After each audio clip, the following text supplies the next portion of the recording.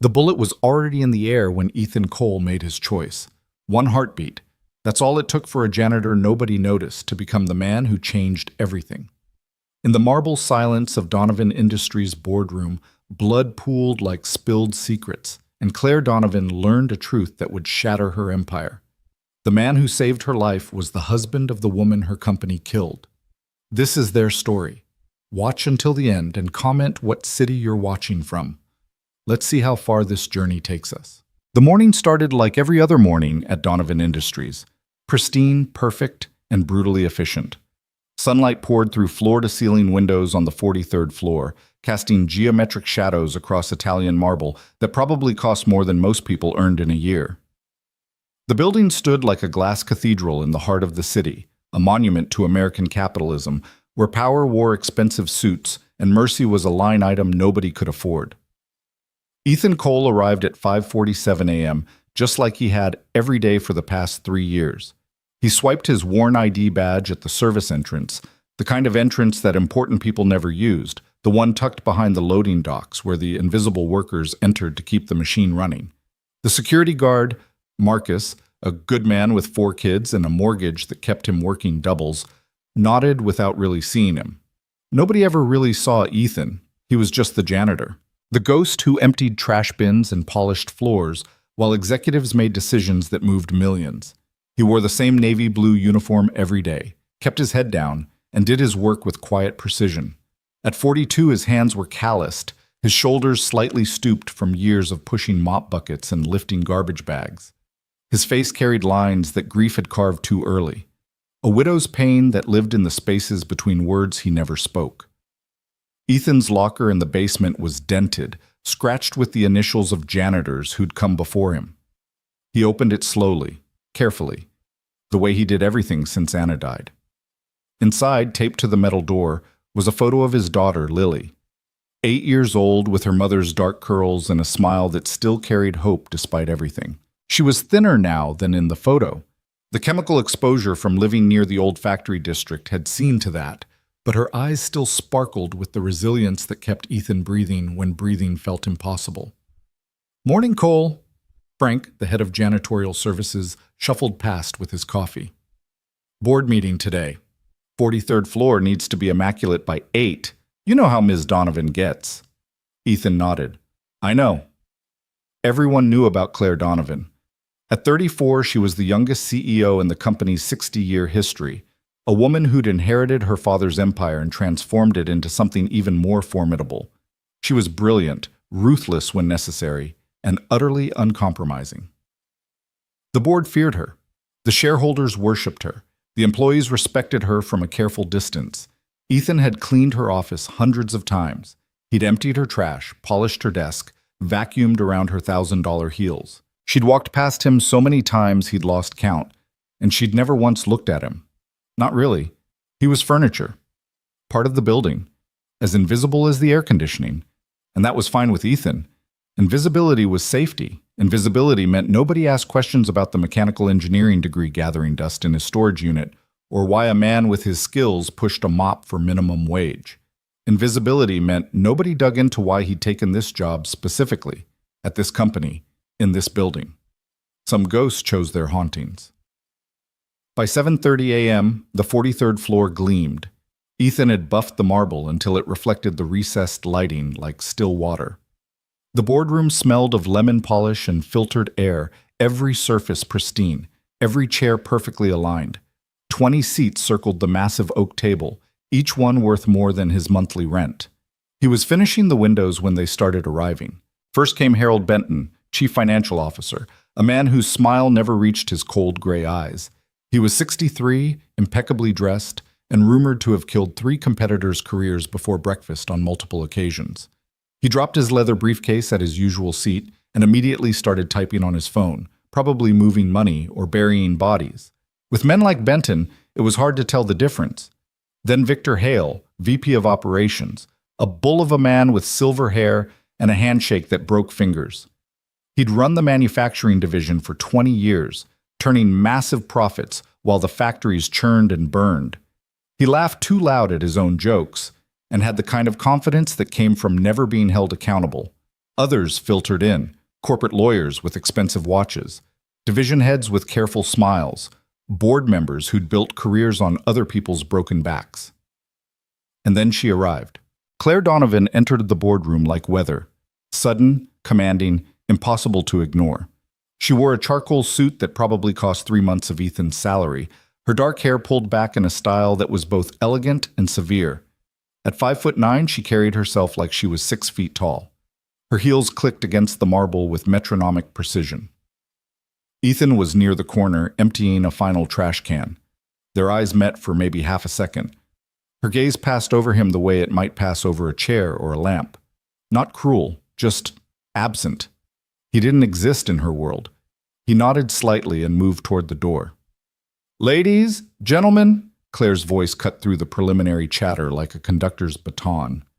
"Let's begin. We have a full agenda, and I don't intend to waste—" The door exploded inward. Not metaphorically. The heavy oak door literally burst off its hinges with a sound like a cannon shot, wood splintering, security glass shattering into 1,000 glittering fragments. The blast wave hit the room like a physical thing. Papers flew, chairs toppled, someone screamed. And through the smoke and chaos stepped a figure in black. The gunman wore a ski mask, dark clothes, and carried a Glock 19 that looked both well-maintained and well-used. His movements were efficient, military-trained. This wasn't some desperate amateur. This was someone who knew exactly what he was doing. "Nobody move!" His voice was rough, distorted slightly by the mask. "Hands on the table! Now!" The boardroom erupted into chaos. Harold Benton dove behind his chair. One of the lawyers grabbed his phone and was immediately rewarded with the gunman firing a shot into the ceiling. The crack of the gun was deafening in the enclosed space, plaster raining down like snow. "Phones down!" The gunman swept his weapon across the room. "Next one goes in someone's chest!" Phones clattered onto the table. Hands went up. 20 of the most powerful people in the city suddenly looked very small. Claire Donovan didn't run, didn't scream. She stood frozen at the head of the table, her face pale but her eyes sharp, calculating. Even in terror, she was thinking, analyzing, looking for an angle. "You." The gunman swung the Glock toward her. "Claire Donovan, we need to talk about accountability." "I don't know what you want," Claire said, her voice remarkably steady, "but this building has security that I already neutralized." The gunman laughed, bitter and cold. "I know this building better than you think, Ms. Donovan. I know its security rotations, its blind spots, its weaknesses. I know a lot of things, like how many safety violations you've buried, how many lives you've crushed for profit margins." Claire's jaw tightened. "If you have a grievance, there are legal channels." "Legal channels?" The gunman's voice cracked with rage. "You mean like the ones that ignored my wife? The ones that stamped too costly on the safety reports that could have saved her? The ones that paid off inspectors and buried complaints?" Ethan, still pressed against the wall near the shattered door, felt his heart stop. The words, the pain in that voice, the specific accusations, this wasn't random. This was personal. This was about the factory, about Anna. "My wife died in your factory," the gunman continued, stepping closer to Claire. His hand shook slightly. Emotion or adrenaline, hard to tell. "She died because you chose profit over people. Because board meetings like this one decided her safety equipment was too expensive. That proper ventilation would hurt the quarterly earnings." Harold Benton, still crouched behind his chair, whispered urgently to Victor Hale. "He's talking about the Riverside plant. The explosion, 5 years ago." "Shut up, Harold," Victor hissed back. But the gunman heard. His weapon swung toward them. "Oh, you remember? That's touching. You remember the 43 people you killed? The families you destroyed? Tell me, do you remember their names? Do you ever think about them when you're cashing your bonuses?" "Listen," Claire said, taking a careful step forward. Her voice had shifted, less authoritative, more human. "I understand you're in pain. I understand you've lost someone. But this isn't— You understand?" The gunman laughed, a sound like breaking glass. "You understand nothing. You live in your glass tower, making decisions that kill people you never see. People like my wife, people like me. We're just numbers to you, just costs to be managed." He raised the gun, pointing it directly at Claire's chest. So let me make you understand. Let me make you a number. Time slowed. Ethan saw the gunman's finger tighten on the trigger, saw the microscopic shift in his stance, saw the intention crystallize into action, and in that frozen moment, Ethan Cole, the invisible janitor, the ghost nobody noticed, made a choice. He didn't think about it, didn't calculate odds or weigh consequences. He just moved. 3 years of pushing mop buckets had kept him stronger than he looked.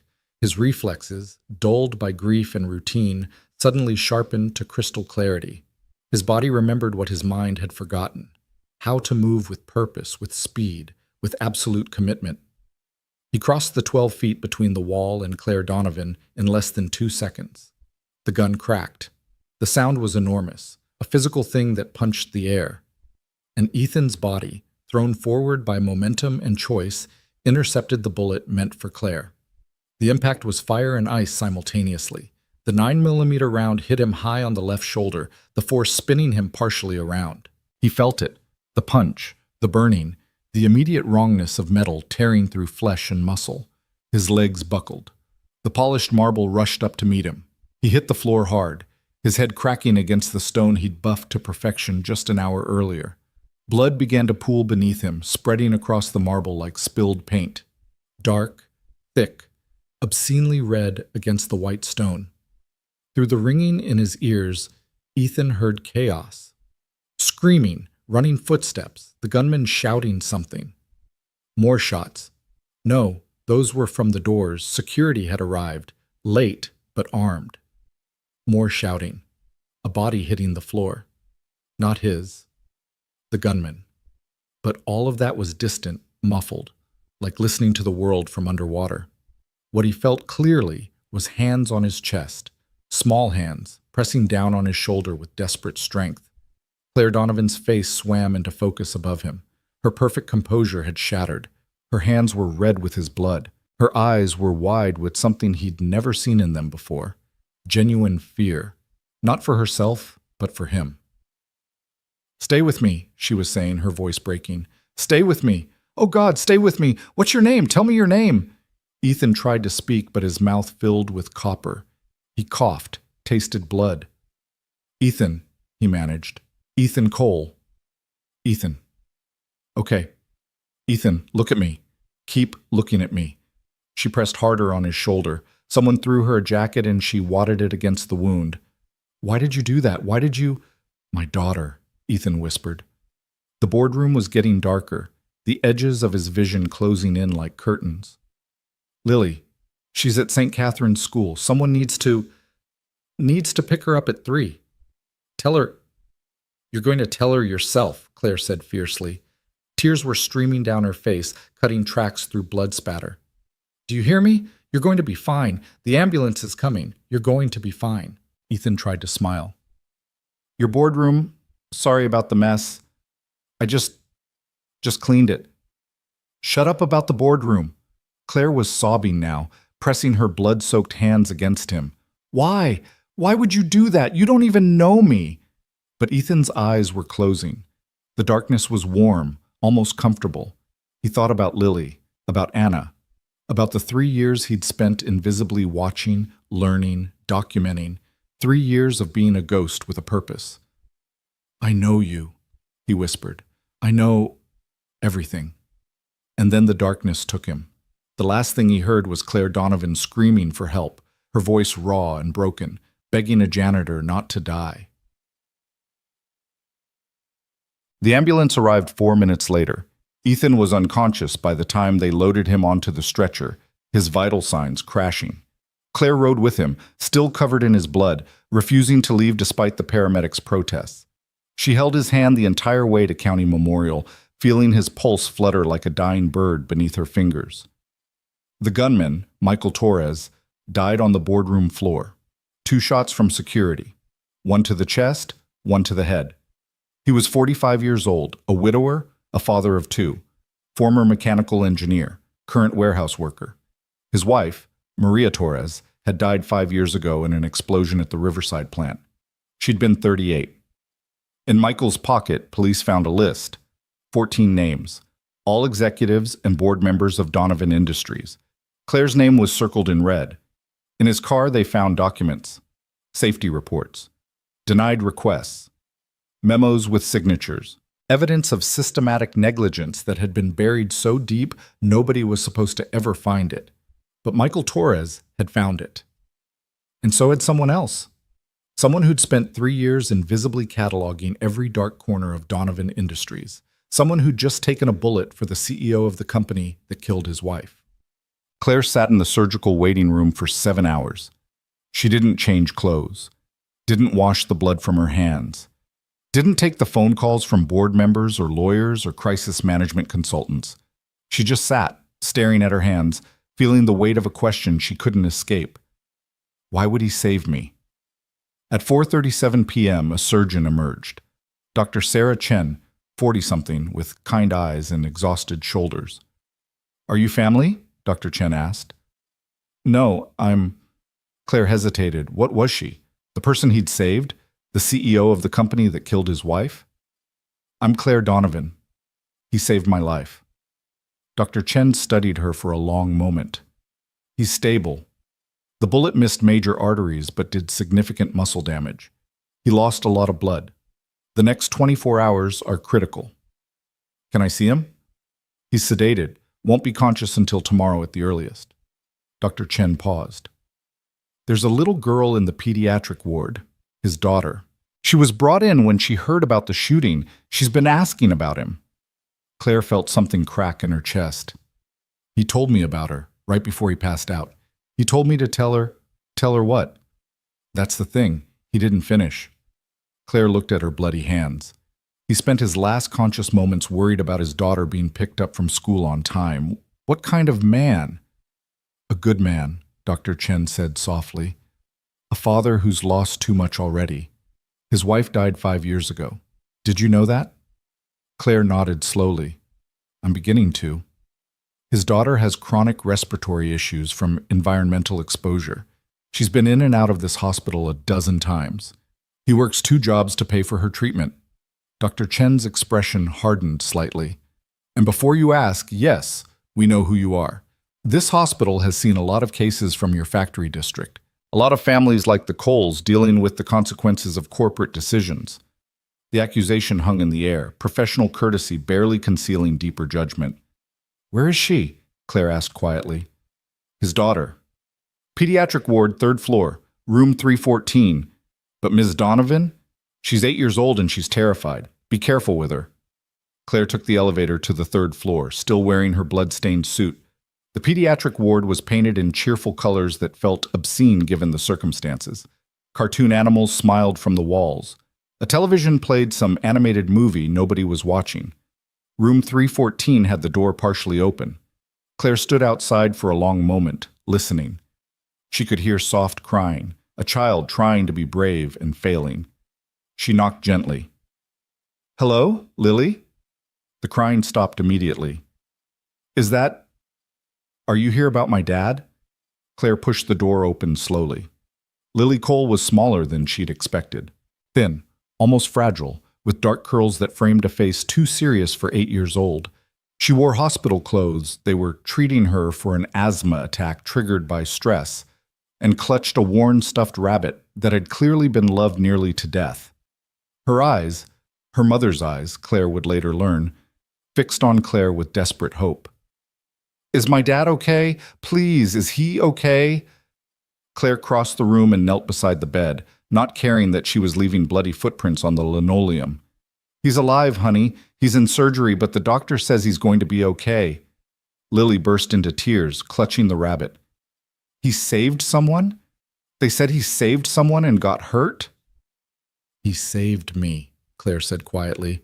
Your dad is a hero. He's always a hero, Lily said fiercely, wiping her eyes. He works so hard. He's always tired, but he never complains.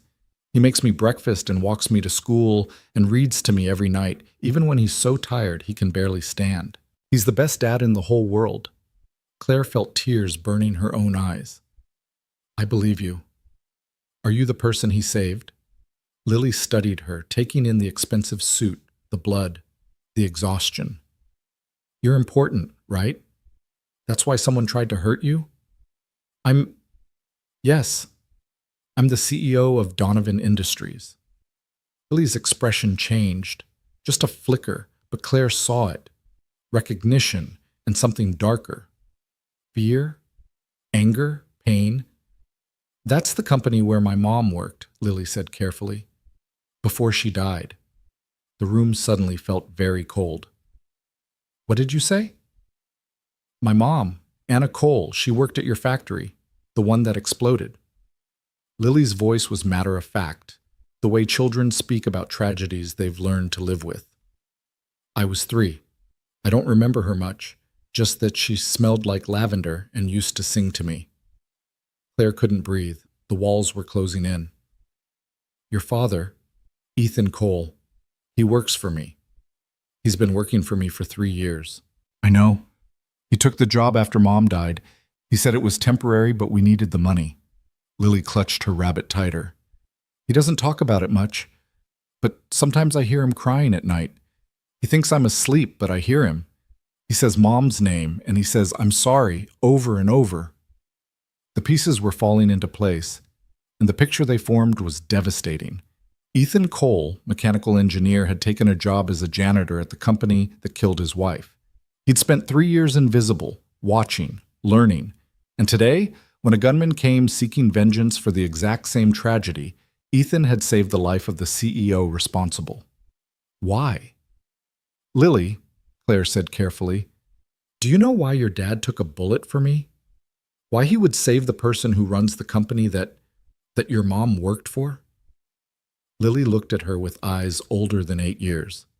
Because that's what good people do. They don't punish people for mistakes. My dad says everyone deserves a chance to be better. He says Mom would want us to be kind, not angry. Claire covered her mouth with her hand, trying not to sob.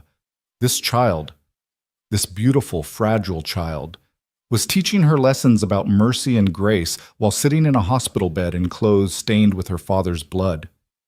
Your dad is very wise, Claire managed. Yeah. Lily smiled slightly. He really is. Then her face crumpled again. But I'm scared. What if he doesn't wake up? What if he leaves me like Mom did? Claire reached out and took Lily's small hand. I'm going to make sure he's okay. I promise you. Whatever it takes, whatever resources this hospital needs, whatever your dad needs, I'm going to make sure he comes home to you. Why? Lily asked simply. You don't know us. Because your dad gave me the most precious gift anyone can give. He gave me my life. Claire squeezed her hand gently. And because I'm starting to realize that I owe him a lot more than just gratitude. I owe him the truth. They sat together for a while, the CEO and the janitor's daughter holding hands in the antiseptic light. Outside, the city turned toward evening, unaware that in this moment, in this room, something fundamental was shifting. Claire Donovan, who'd built her identity on control and certainty, who'd never questioned the foundations of her empire, felt those foundations cracking. And in that crack, light was beginning to show through. At 11:47 p.m., Claire finally left the hospital. She'd waited until Lily fell asleep, still clutching her rabbit, still wearing the worry on her sleeping face. Her driver brought the car around. Mitchell, 60 years old, former Marine, had driven for her father before her.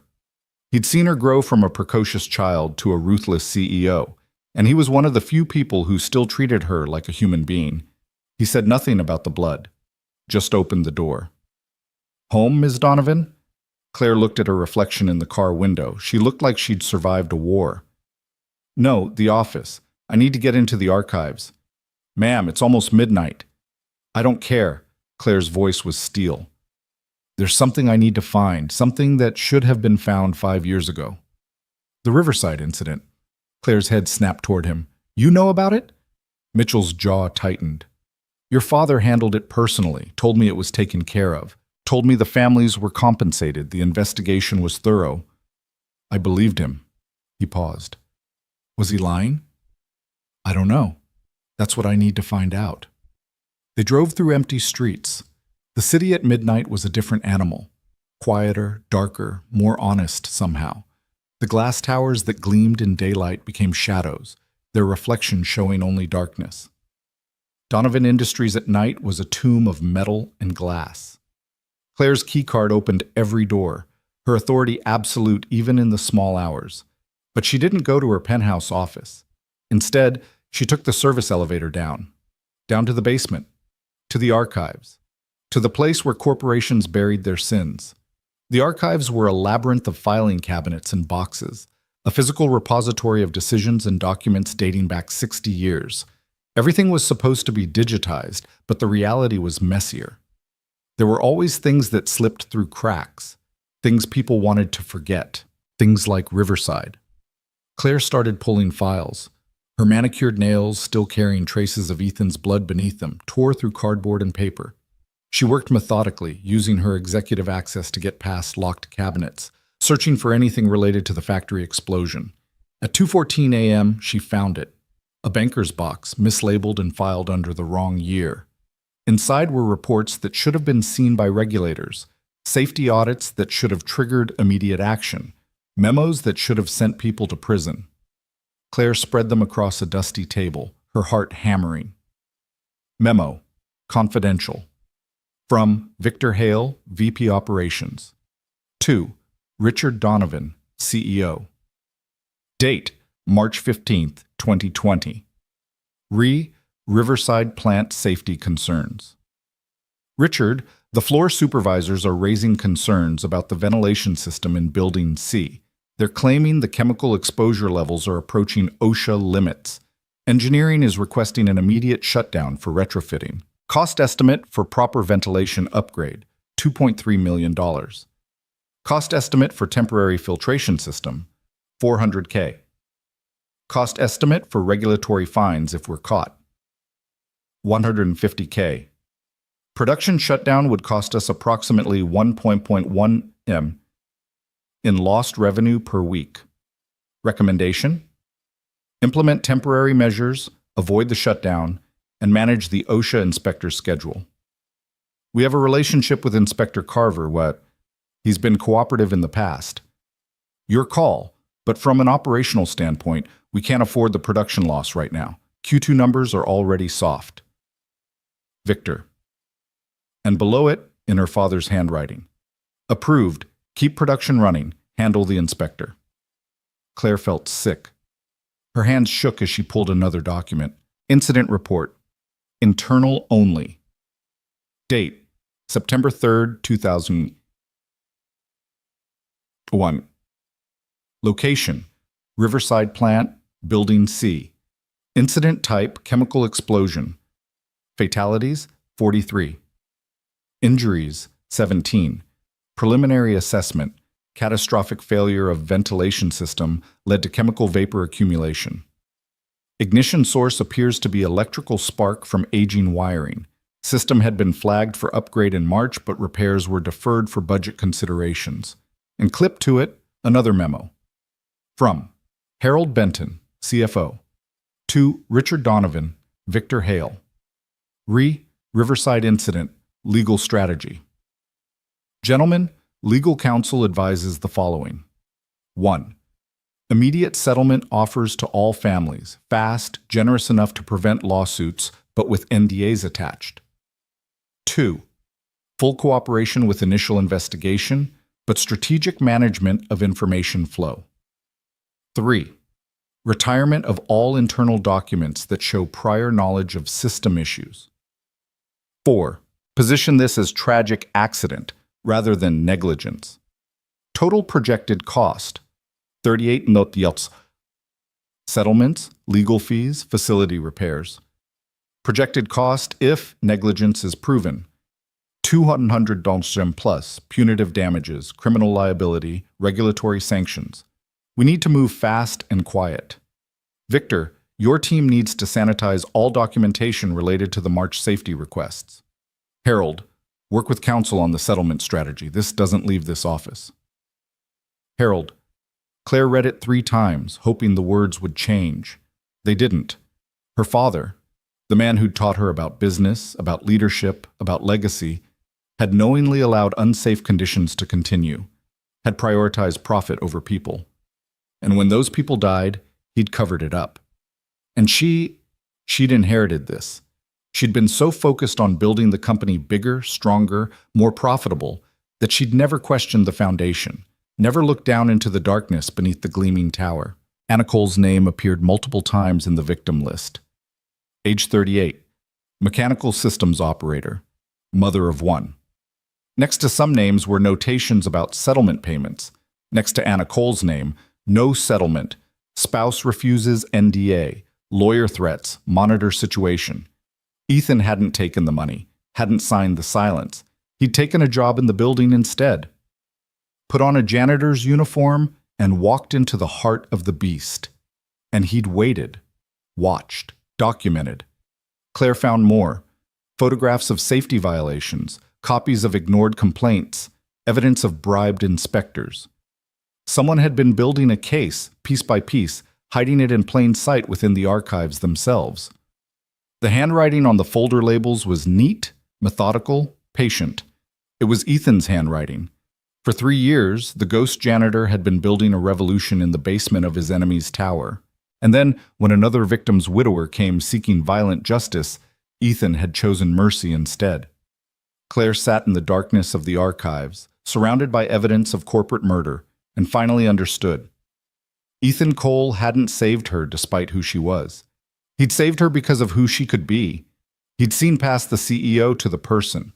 He'd given her the most devastating gift possible, the chance to be better than her father, the chance to choose truth over profit, the chance to be worth saving. She picked up her phone with trembling fingers and called her head of security. "This is Donovan. I need you to seal the archives. Nothing leaves this room without my personal authorization, and I need you to arrange an emergency board meeting for 9 a.m. tomorrow. Full attendance, no exceptions." "Ms. Donovan, it's 3 a.m. I'm aware of the time. Make it happen, and call legal. I need Harvey Steinberg in my office at 8. Tell him to bring his litigation team." She paused. "And his conscience, if he can find it." She hung up and sat in the silence, staring at the evidence of her family's sins.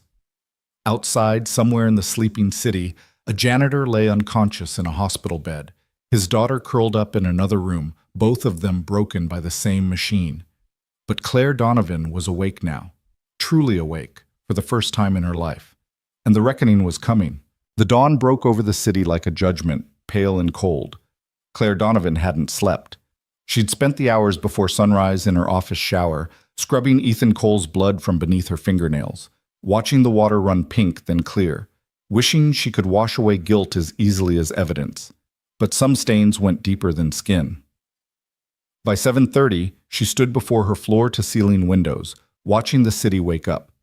Somewhere down there, in County Memorial Hospital, a man who should hate her was fighting for his life.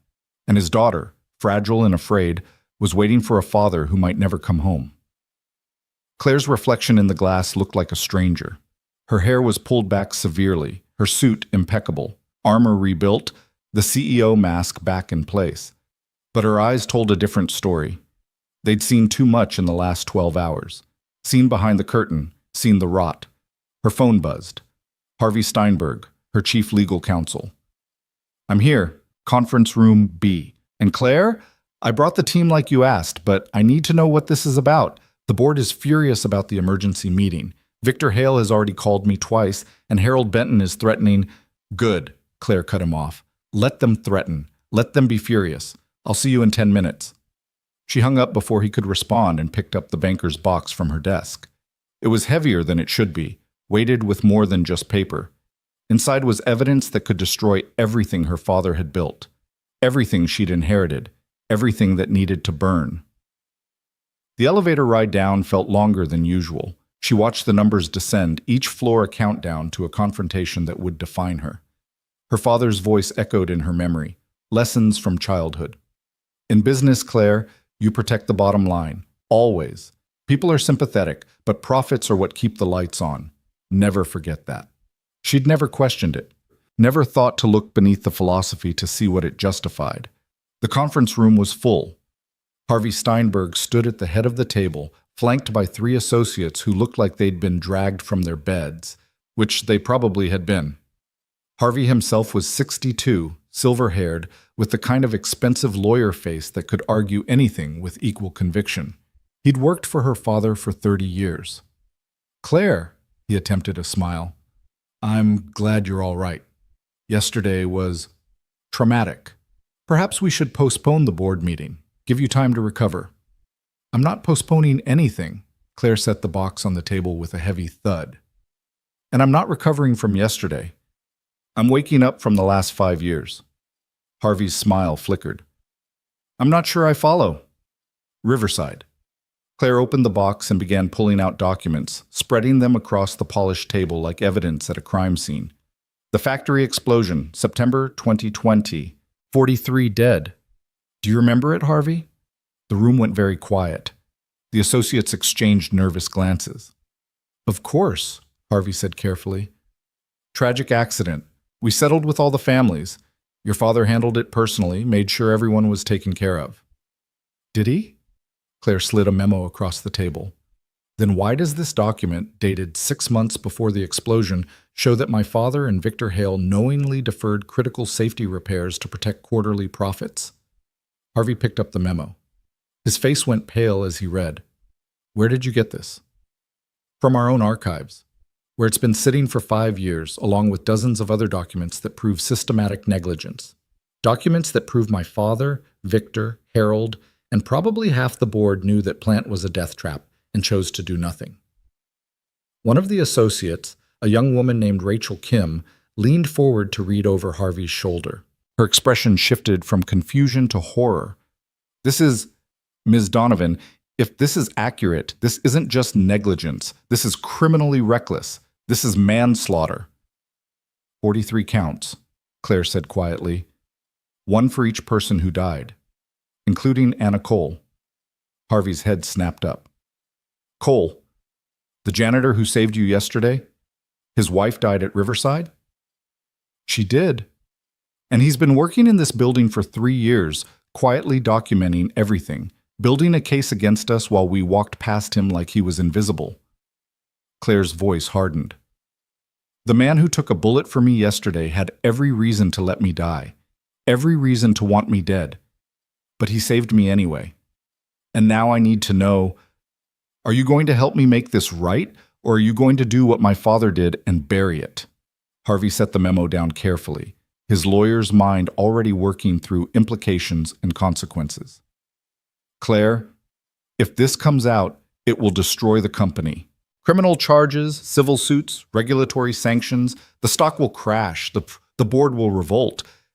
Everything your father built was built on mass graves, Claire interrupted. I don't care about protecting it anymore. I care about the truth. The truth is expensive.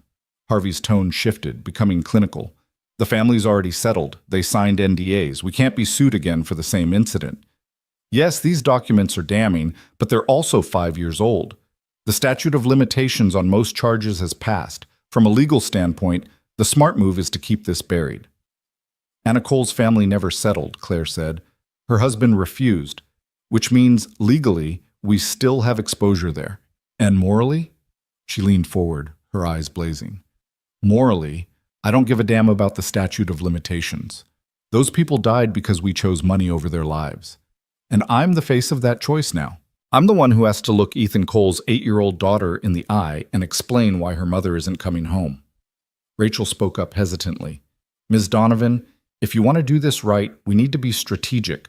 Full disclosure of these documents without proper framing could trigger a firestorm.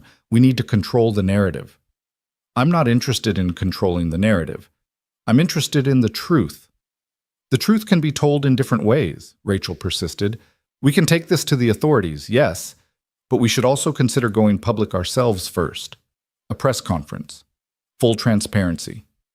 Acknowledge the wrongdoing, announce reforms, commit to restitution for the families. Show that new leadership is taking responsibility. Harvey shook his head. That's suicide.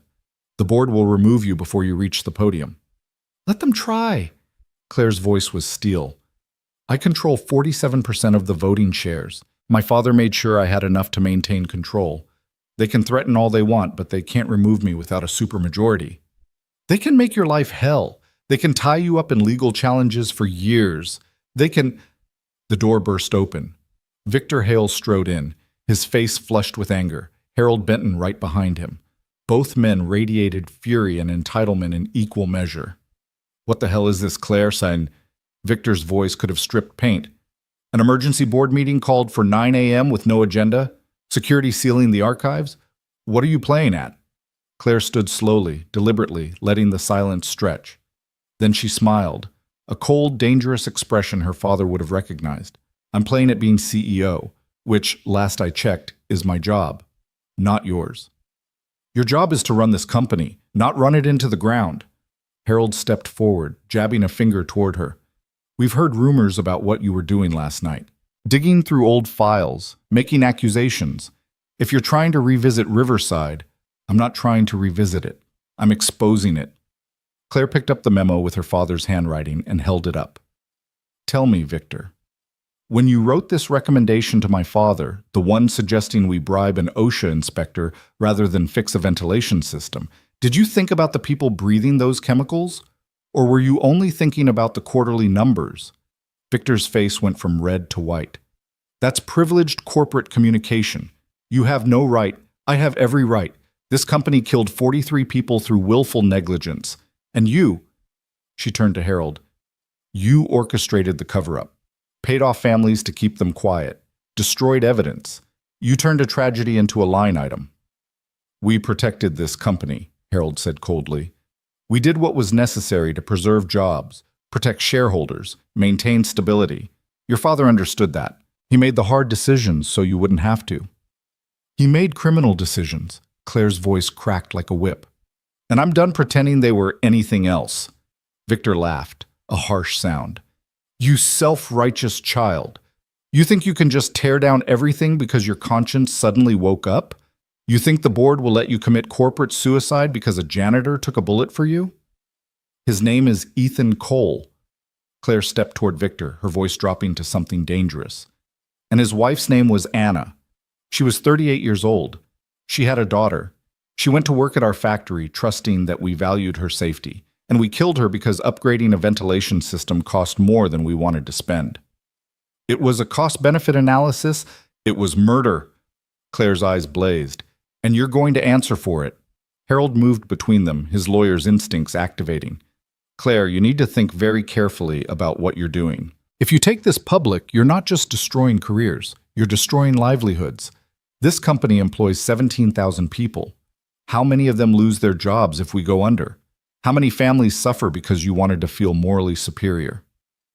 It was a good argument, a compelling argument, the kind of utilitarian logic that made sense in boardrooms where people were numbers and suffering was abstract. But Claire had held Ethan Cole's hand while his blood pooled on marble, had looked into Lily Cole's terrified eyes, had seen the human cost of those cost-benefit analyses. "Those 17,000 employees," she said quietly, "deserve to work for a company that won't kill them for profit. They deserve leadership that sees them as people, not line items. And if this company can't survive without cutting corners that cost lives, then it doesn't deserve to survive." "You're insane," Victor said flatly. "The board will never support this." "Then I'll go to the authorities alone. I'll hand over every document. I'll testify personally." Claire's voice was absolute. "This ends today, one way or another." Harvey cleared his throat.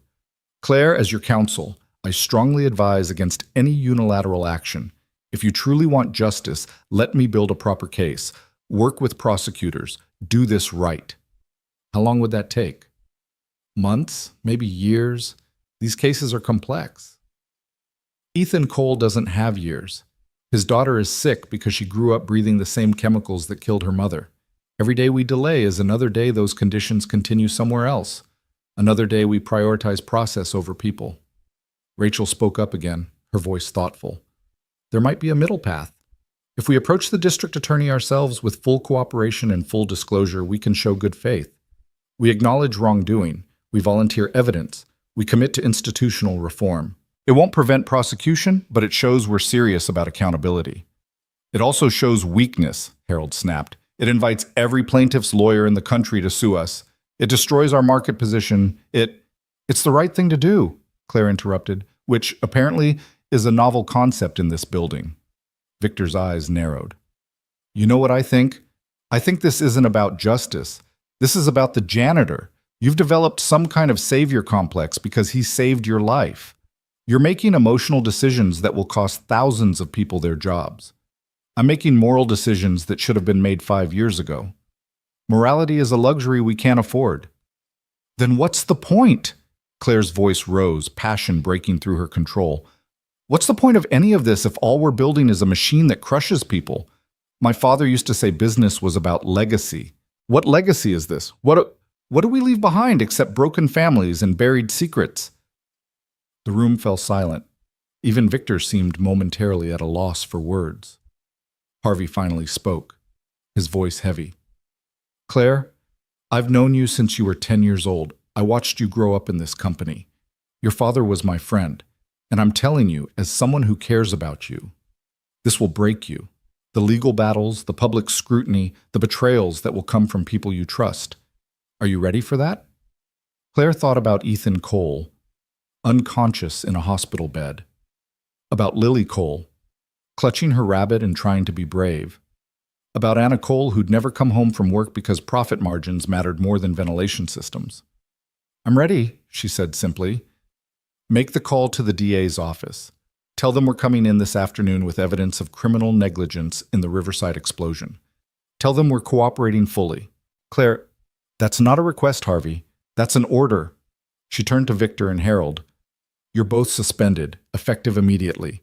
Pending criminal investigation, you're not to enter this building or access any company systems. Security will escort you out. Victor's face purpled. You can't. I can. And I am. Get out of my building. For a moment, she thought Victor might actually attack her. His fists clenched, his body coiled with rage. But Harold put a hand on his arm, pulling him back. This isn't over, Harold said coldly. We'll see you at the board meeting.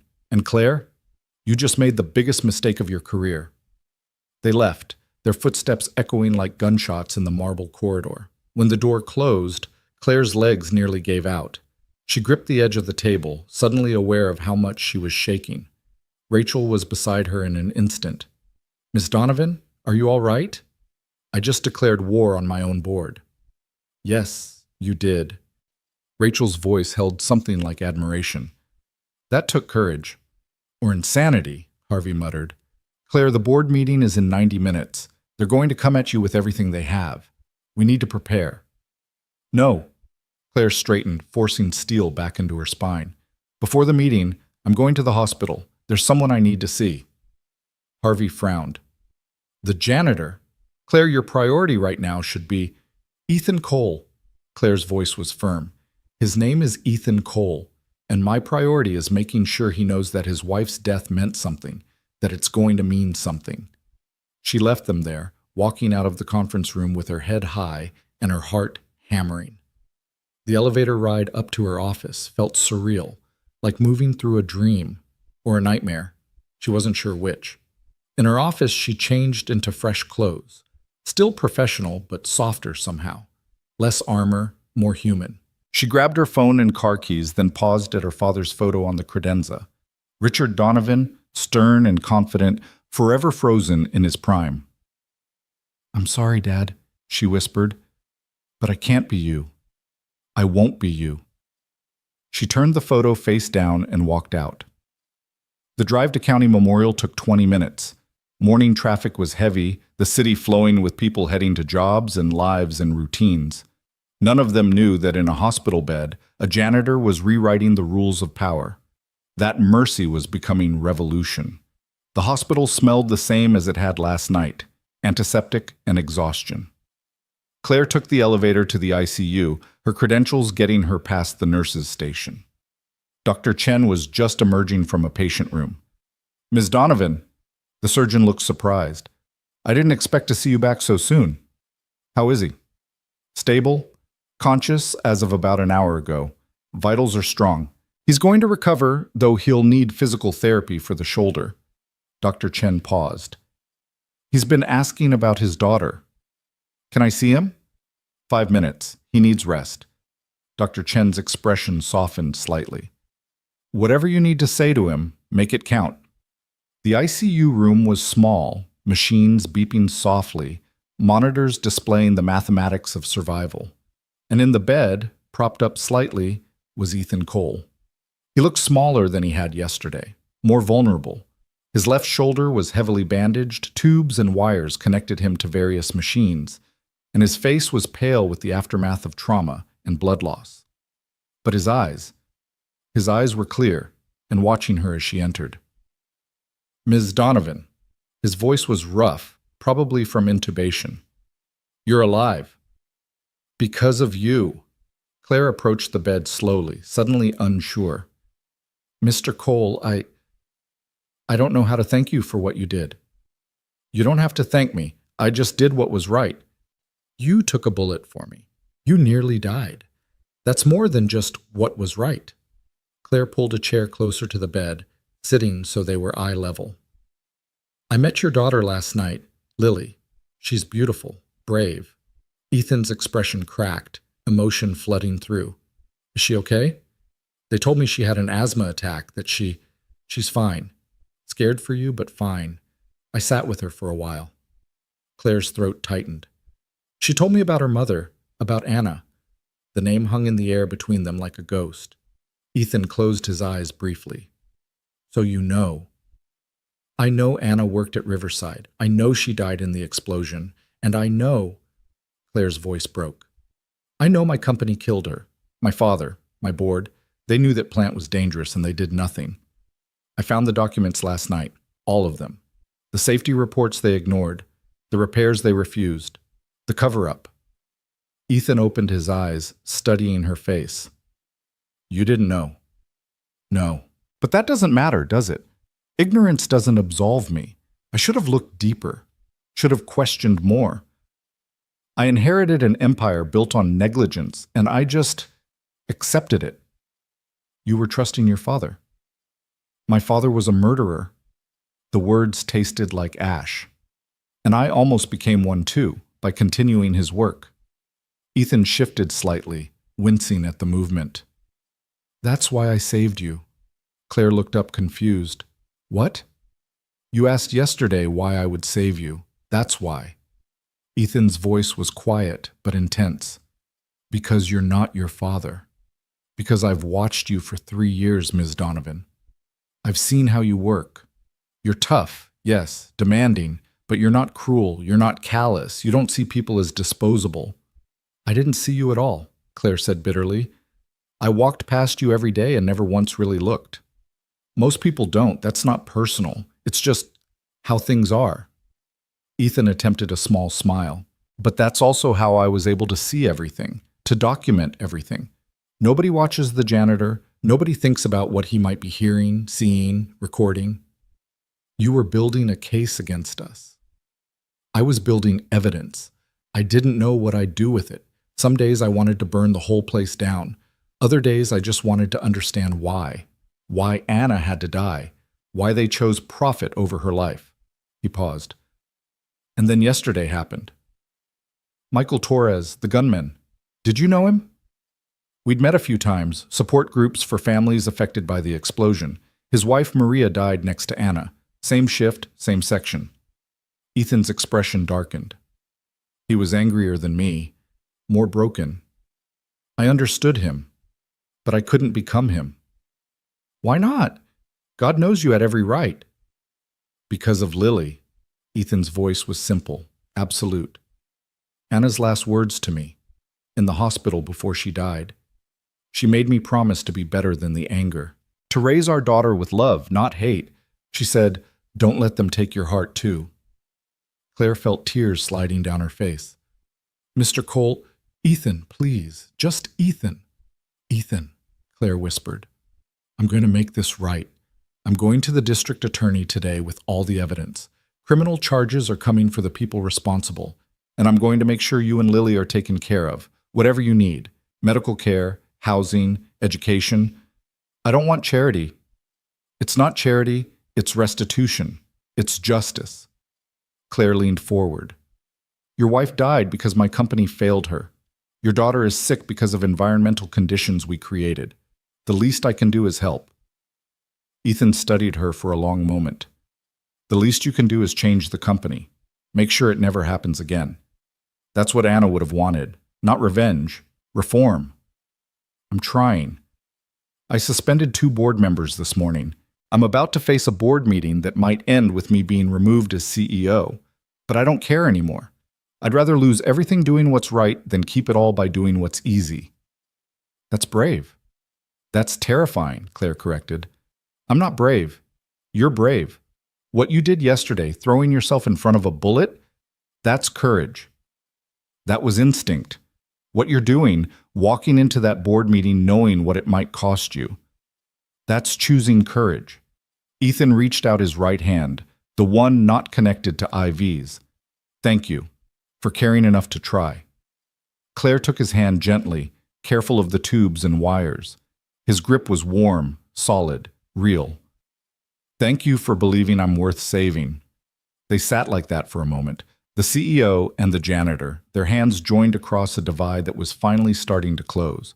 A nurse peeked in. "I'm sorry, but Mr. Cole needs rest." Claire stood reluctantly. "I'll come back. And I'll bring Lily if you want. She's desperate to see you." "I'd love that." Ethan's eyes were already heavy with exhaustion. "Miss Donovan? Claire?" She turned at the door. "Yes?" "When you face that board, remember, you're not just fighting for me or Lily or Anna. You're fighting for every person who goes to work trusting their employer values their life. That's bigger than one company. That's everything." Claire nodded, unable to speak past the lump in her throat. She left the room, her heels clicking softly on the hospital linoleum, carrying the weight of 43 ghosts and one living man's faith that she might actually make a difference. The board meeting started in 30 minutes. Somewhere in the building, Victor and Harold were probably gathering allies, preparing their counterattack. The battle for the soul of Donovan Industries was about to begin, but Claire wasn't afraid anymore. She'd looked into Ethan Cole's eyes and seen what real courage looked like, had held his daughter's hand and understood what was truly at stake. She wasn't fighting for a company anymore. She was fighting for the possibility that corporations could be more than profit machines, that leadership could mean something more than quarterly returns, that mercy could be stronger than greed. She was fighting for Anna's memory, for Lily's future, for the 17,000 employees who deserved better than to work for an empire built on graves. And she was going to win, or die trying. Either way, she'd finally be worthy of the man who'd taken a bullet for her. The elevator doors opened onto the executive floor, and Claire Donovan walked into the storm. The boardroom looked different in daylight. Yesterday's chaos had been cleaned away. The shattered door replaced, the blood scrubbed from marble that now gleamed with almost accusatory brightness. But Claire could still see it, could still see Ethan's body crumpled on the floor, his blood spreading like a crimson indictment of everything this room represented. 18 board members sat around the table, their faces ranging from concerned to openly hostile. The 2 empty seats where Victor and Harold should have been sat like missing teeth, a visible wound that everyone noticed but no one mentioned. Not yet. Claire took her seat at the head of the table, the CEO's throne her father had occupied for 37 years. She set the banker's box beside her chair, its presence drawing eyes like a bomb everyone knew was about to detonate. Margaret Chen, the board's senior independent director, cleared her throat. She was 71, sharp as a scalpel, and had served on the board since before Claire was born. "Claire, I think we all want to start by saying how relieved we are that you're safe. Yesterday was traumatic for everyone." "Thank you, Margaret." Claire's voice was steady, professional. It was certainly illuminating. Thomas Brennan, head of the audit committee, leaned forward. He was 56, perpetually worried, the kind of man who saw liability in everything. "Before we begin, I need to address the elephant in the room. Why are Victor and Harold not present? And why have we heard rumors that they were suspended?" "They were suspended because they're criminals." Claire let the words fall like stones into still water. "And before this meeting ends, you're all going to understand exactly what I mean." The room erupted. Voices overlapped, shock and anger competing for dominance. Margaret raised her hand, calling for order like a judge with an unruly courtroom. "That's quite an accusation, Claire. I hope you can substantiate it." "I can." Claire stood, placing her hands on the table. 5 years ago, this company was responsible for an explosion at our Riverside manufacturing plant. 43 people died. 17 more were seriously injured. At the time, my father told me it was a tragic accident, that we'd cooperated fully with investigators, that all the families had been compensated. I believed him. She paused, looking at each face around the table. Some looked confused, others, 3, maybe 4, looked worried. They knew what was coming. I was wrong to believe him. Last night, I went through the archives. I found documents that prove the explosion wasn't an accident. It was the inevitable result of systematic negligence.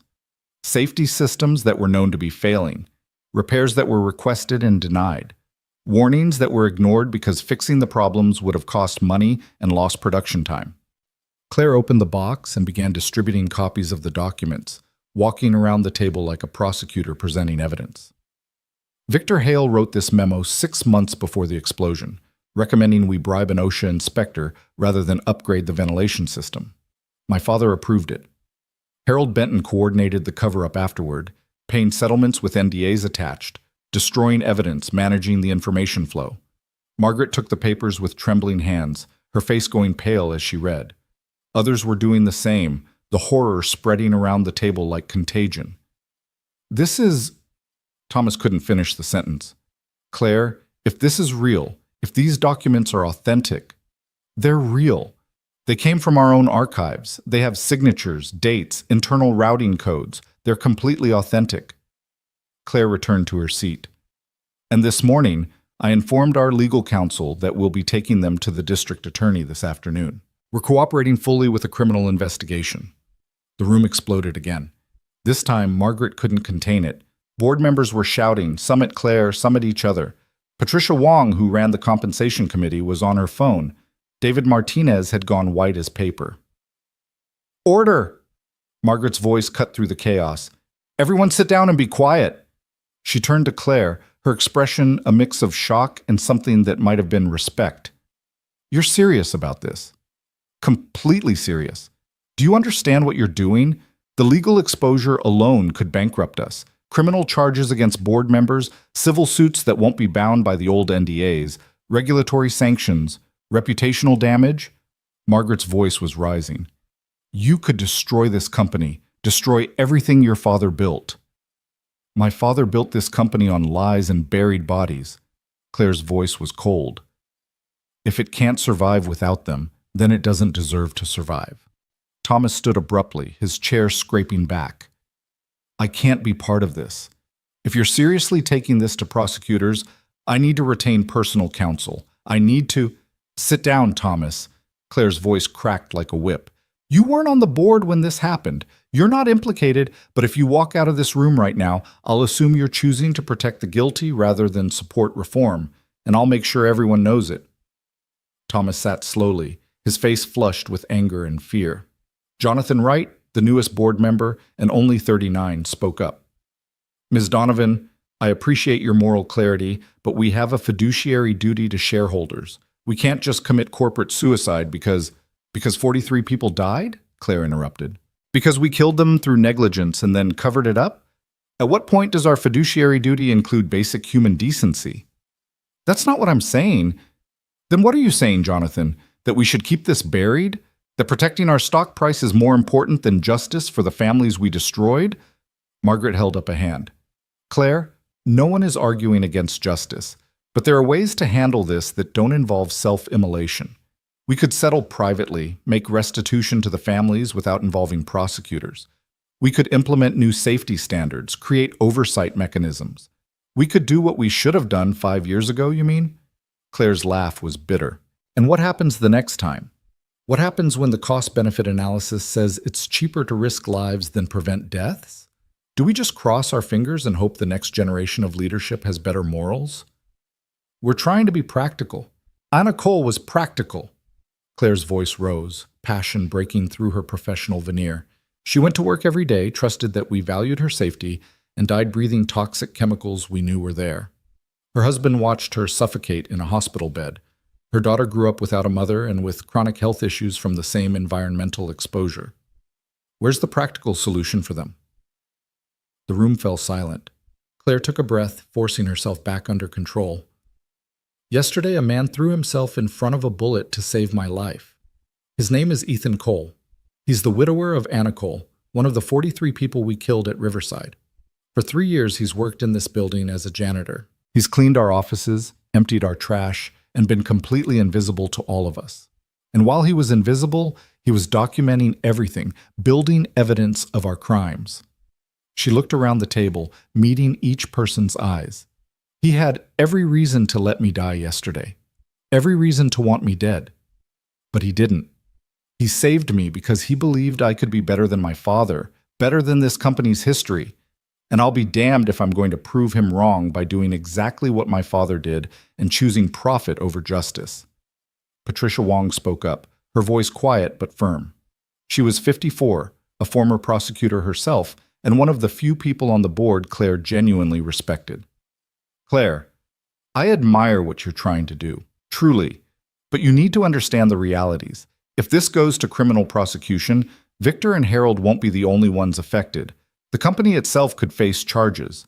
We could lose government contracts, banking relationships, client trust.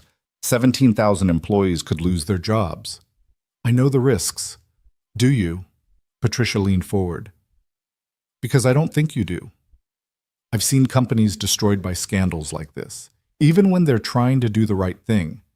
The market doesn't reward moral courage. It punishes uncertainty and risk.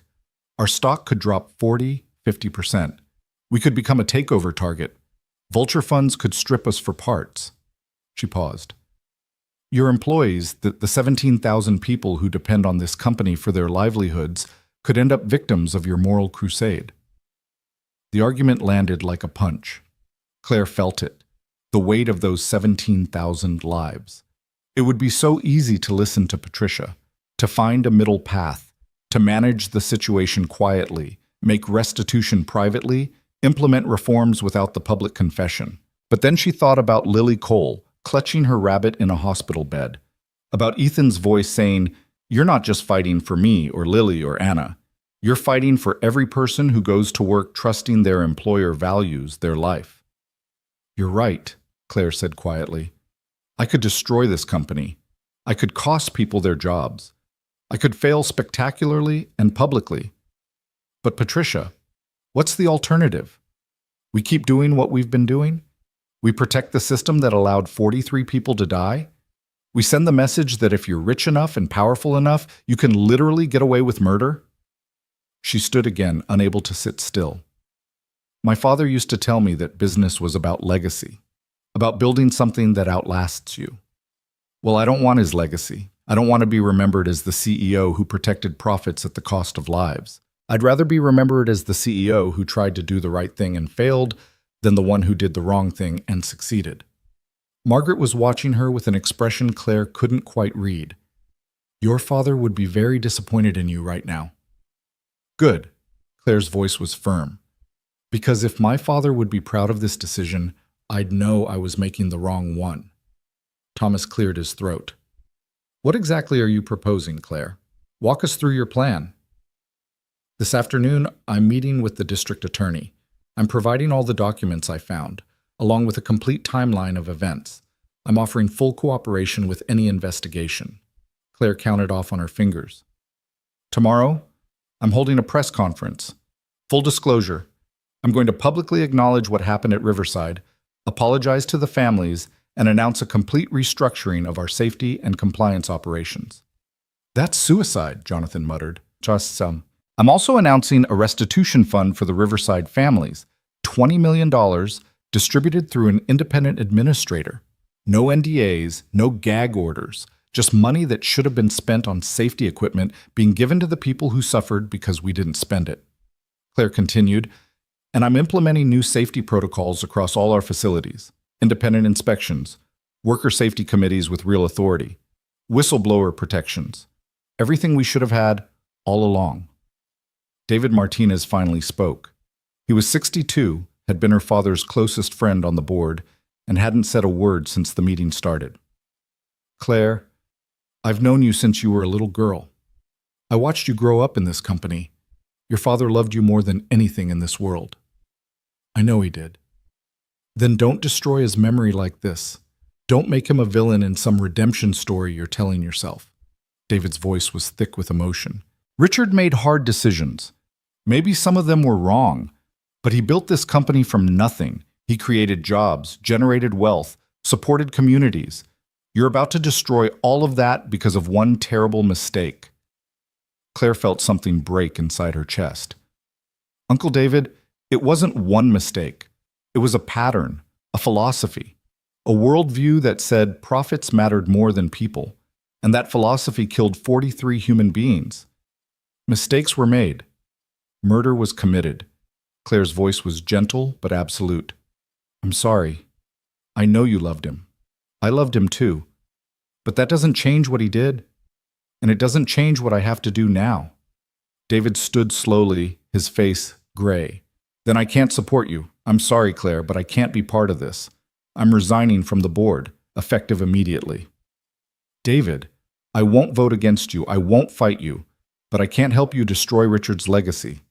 He picked up his briefcase. I hope you know what you're doing. He walked out, the door closing behind him with a soft click that sounded like an ending. Margaret let out a long breath.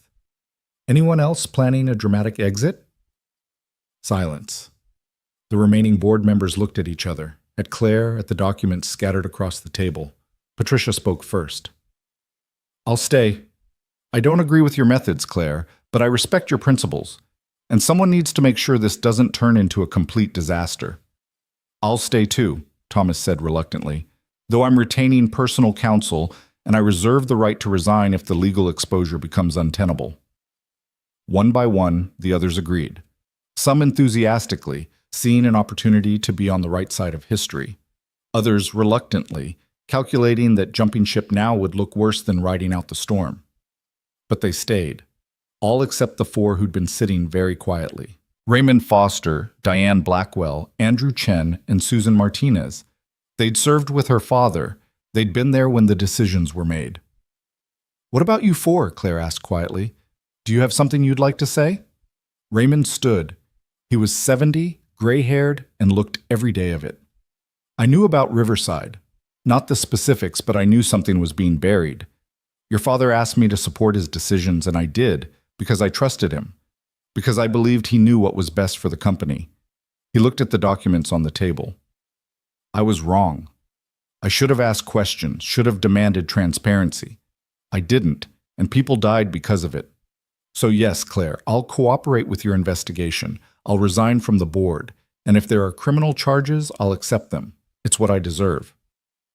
The other three followed suit, standing one by one, admitting complicity, offering resignations. Claire felt no satisfaction in their confessions, just tired grief for how completely corruption had rotted through the foundations of everything her father built. Thank you for your honesty, she said quietly. Your resignations are accepted. Clean out your offices by the end of the day. When they left, the board was down to 13 members. A slim majority, but enough. Margaret called for a formal vote on Claire's plan. It passed 9-4 with Patricia and two others abstaining. It wasn't unanimous, it wasn't pretty, but it was done. The meeting adjourned at noon. Claire returned to her office, emotionally exhausted and running on adrenaline and coffee. Her assistant, Jennifer, appeared in the doorway with a concerned expression. Miss Donovan, the district attorney's office called. They can see you at 3. And the hospital called. Mr. Cole's daughter is asking for you. Claire checked her watch. She had 2 hours before meeting with prosecutors. Tell them I'll be there. And Jennifer, start preparing a press release. We'll need it for tomorrow's conference. What should it say? The truth. All of it. The drive back to County Memorial felt surreal, like moving through water. Claire's phone kept ringing. Reporters who'd somehow already heard rumors, board members with second thoughts, lawyers with warnings. She ignored them all. Lily Cole was sitting up in her hospital bed when Claire arrived, looking stronger than she had the night before. Her color was better, her breathing easier, but her eyes still carried that too-old worry. Ms. Donovan! Lily's face lit up. Did you see my dad? Is he really okay? I saw him this morning. He's going to be fine. Claire sat in the chair beside the bed. He was asking about you, wants to see you as soon as the doctors say it's okay. They said maybe tomorrow, if my breathing stays good. Lily clutched her rabbit. He saved you. Everyone's saying he's a hero. He is a hero, the bravest man I've ever met. He's just my dad, Lily said simply. He's always brave. When Mom died, he didn't fall apart, even though I know he wanted to. He just kept going, kept taking care of me, kept working, even when he was so tired he could barely stand. He never gave up. Claire felt her throat tighten. Your mom would be very proud of him. And very proud of you. I don't remember her much, just little things. Her voice, the way she smelled. Dad says I have her smile. Lily touched her face. Do you think that's true? That I look like her? I think you're beautiful, just like your dad said you are. Lily was quiet for a moment, then asked in a small voice, Are you going to help him? Really help him? Or are you just being nice because he saved you? The question was so direct, so painfully honest, that Claire had to take a moment before answering. I'm going to help him. And you. And every other family that was hurt by what my company did. I'm not just being nice, Lily. I'm trying to make things right. People always say they'll make things right, but then they don't. I know you've heard promises before, but I'm going to keep mine. Claire leaned forward. This afternoon, I'm going to talk to people who investigate crimes. I'm going to give them proof that my company did bad things, things that hurt your mom and a lot of other people. And tomorrow, I'm going to tell everyone what happened, the whole world, so that it can never happen again. Lily studied her with those serious, too old eyes. Will you get in trouble? Probably. My company might get in trouble too. Some people might lose their jobs. It's going to be hard. But you're doing it anyway? Yes. Why? Claire smiled sadly. Because your dad took a bullet for me. And before I met you, I thought that meant I owed him a debt. But now I realize it's more than that. He gave me a gift. He gave me the chance to be better, to build something worth saving instead of just protecting something rotten. And I'm not going to waste that gift. Lily thought about this, her small face serious. Then she held out her rabbit. This was my mom's. Dad gave it to me after she died. He said as long as I had it, part of her would always be with me. Claire took the worn stuffed animal carefully, reverently. It's beautiful. You can hold it, for luck. When you talk to those people who investigate crimes, Lily's voice was solemn. Mr. Rabbit helps when things are scary. Claire felt tears sliding down her face. Thank you, Lily. I'll take very good care of him. They sat together for a while, the CEO and the 8-year-old, sharing the kind of quiet understanding that transcends age and circumstance. Eventually, a nurse came to take Lily for tests, and Claire reluctantly said goodbye. She left the hospital carrying a child's stuffed rabbit and the weight of promises she had to keep. The district attorney's office was downtown, in a building that looked like Justice felt, gray, imposing, slightly intimidating. Claire arrived at 2:55, Harvey Steinberg beside her, both of them carrying boxes of documents. They were shown to a conference room where District Attorney Monica Reeves waited with 2 assistant DAs and a detective from the Major Crimes Unit. Reeves was 53, had a reputation for being tough but fair, and looked at Claire with sharp, assessing eyes. Ms. Donovan, Mr. Steinberg, thank you for coming in. Reeves gestured to seats across the table. I understand you have information about the Riverside factory explosion. We do. Claire set her box on the table. 5 years ago, my company's negligence resulted in 43 deaths. The leadership at the time knew about safety issues and chose not to address them. They then covered up evidence of that negligence and paid settlements to silence families. I have documentation of all of it. Reeves's eyebrows rose. That's quite a confession. It's the truth, and I'm here to cooperate fully with any investigation you want to open. One of the assistant DAs, a young man named Patterson, leaned forward. Ms. Donovan, I want to make sure you understand the implications of what you're doing. Anything you tell us can be used to prosecute individuals and the company itself. You might be providing evidence that could destroy your own business. I understand. And you're doing this voluntarily? You haven't been compelled by subpoena or search warrant? Completely voluntarily. I found this evidence last night. I'm bringing it to you this afternoon. No one forced me. Reeves and Patterson exchanged glances. The detective, a tired-looking man named Garcia, spoke up.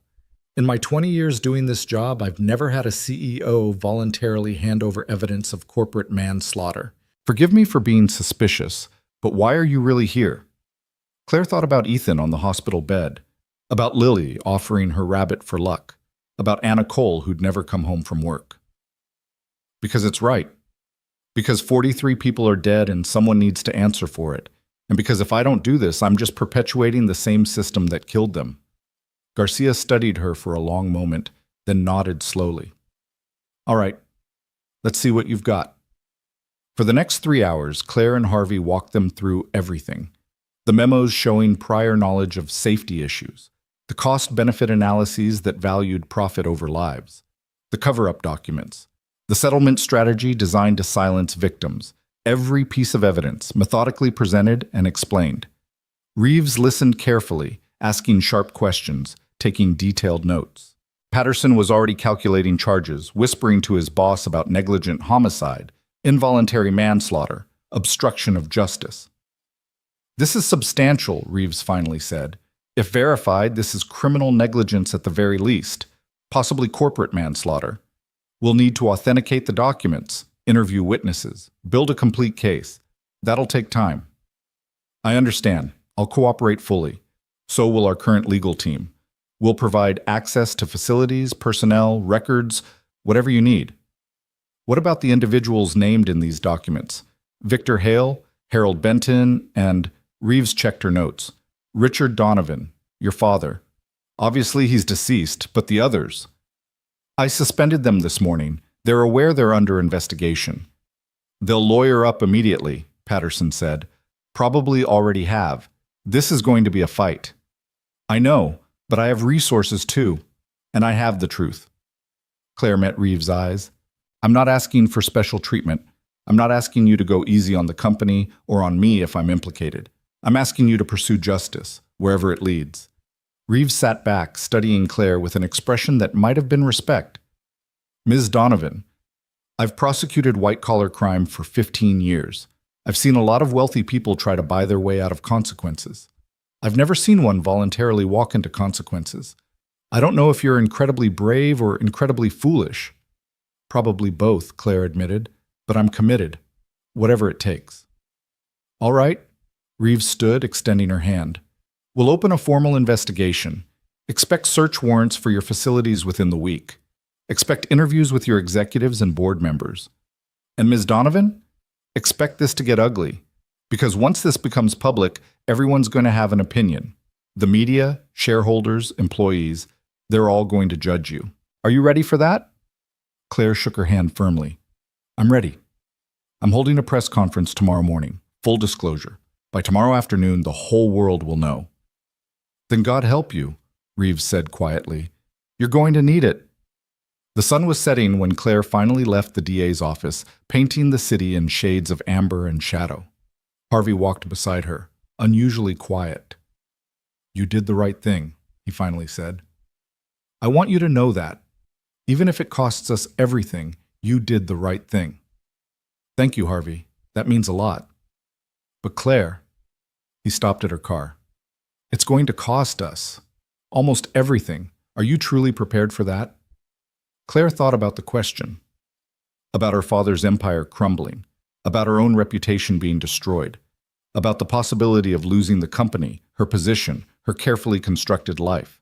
Then she thought about Ethan Cole, who'd lost his wife, his career, his health, and still found the strength to save the person who represented everything that had been taken from him. I'm prepared, she said simply, because anything worth keeping will survive the truth. And anything that won't didn't deserve to exist in the first place. She drove home through the darkening city, Lily's rabbit sitting on the passenger seat beside her, a talisman against the storm that was coming. Tomorrow, she would face the world. Tomorrow, she would tell the truth and accept the consequences. But tonight, she would sleep for the first time in years with a clear conscience. And somehow, impossibly, that felt like victory. The press conference was scheduled for 10 a.m., but reporters started gathering outside Donovan Industries headquarters at dawn. News vans lined the street, satellite dishes pointed skyward like flowers seeking sun. By 9:30, the lobby was packed with journalists, cameras, and the electric tension of people who sensed blood in the water. Claire stood in her office, watching the crowd gather through her windows. She'd barely slept, running on coffee and determination, her speech written and rewritten a dozen times. Jennifer had tried to get her to eat something, but food felt impossible. Her stomach was a knot of nerves and resolve. Her phone buzzed, a text from Patricia Wong. "I'm here, front row. You can do this." Another from Harvey. "Legal team is ready for fallout. Whatever happens, we're with you." And one from an unknown number that made her breath catch. "Lily says to tell you Mr. Rabbit is rooting for you. So am I. Ethan." Claire touched the screen, feeling emotion threaten to overwhelm her carefully constructed composure. She'd visited Ethan again last night after leaving the DA's office. They'd talked for an hour, his voice getting stronger, his eyes clearer. He told her stories about Anna, about their courtship, their marriage, their dreams for Lily's future. He'd shared his wife's memory like a gift, trusting Claire with the weight of what had been lost. "She would have liked what you're doing," he'd said quietly. "Anna believed in second chances, in people choosing to be better. She would have said this took more courage than I showed yesterday. You took a bullet. You're taking on an empire. That's harder." Now, standing at her window watching the media circus below, Claire wondered if he was right. A bullet was quick. This was choosing to bleed slowly, publicly, while the world watched and judged. Jennifer appeared in the doorway. "It's time, Ms. Donovan. They're ready for you." Claire picked up her notes, then set them down again. She'd memorized every word, but more than that, she'd lived every word. She didn't need the paper. She needed her voice and her truth. "Let's go." The walk to the press room felt like a death march. Employees lined the hallways, their faces reflecting confusion, fear, support, anger, the whole spectrum of human reaction to watching their world tilt on its axis. Some nodded encouragement, others looked away. A few whispered, and Claire caught fragments. "She's destroying us."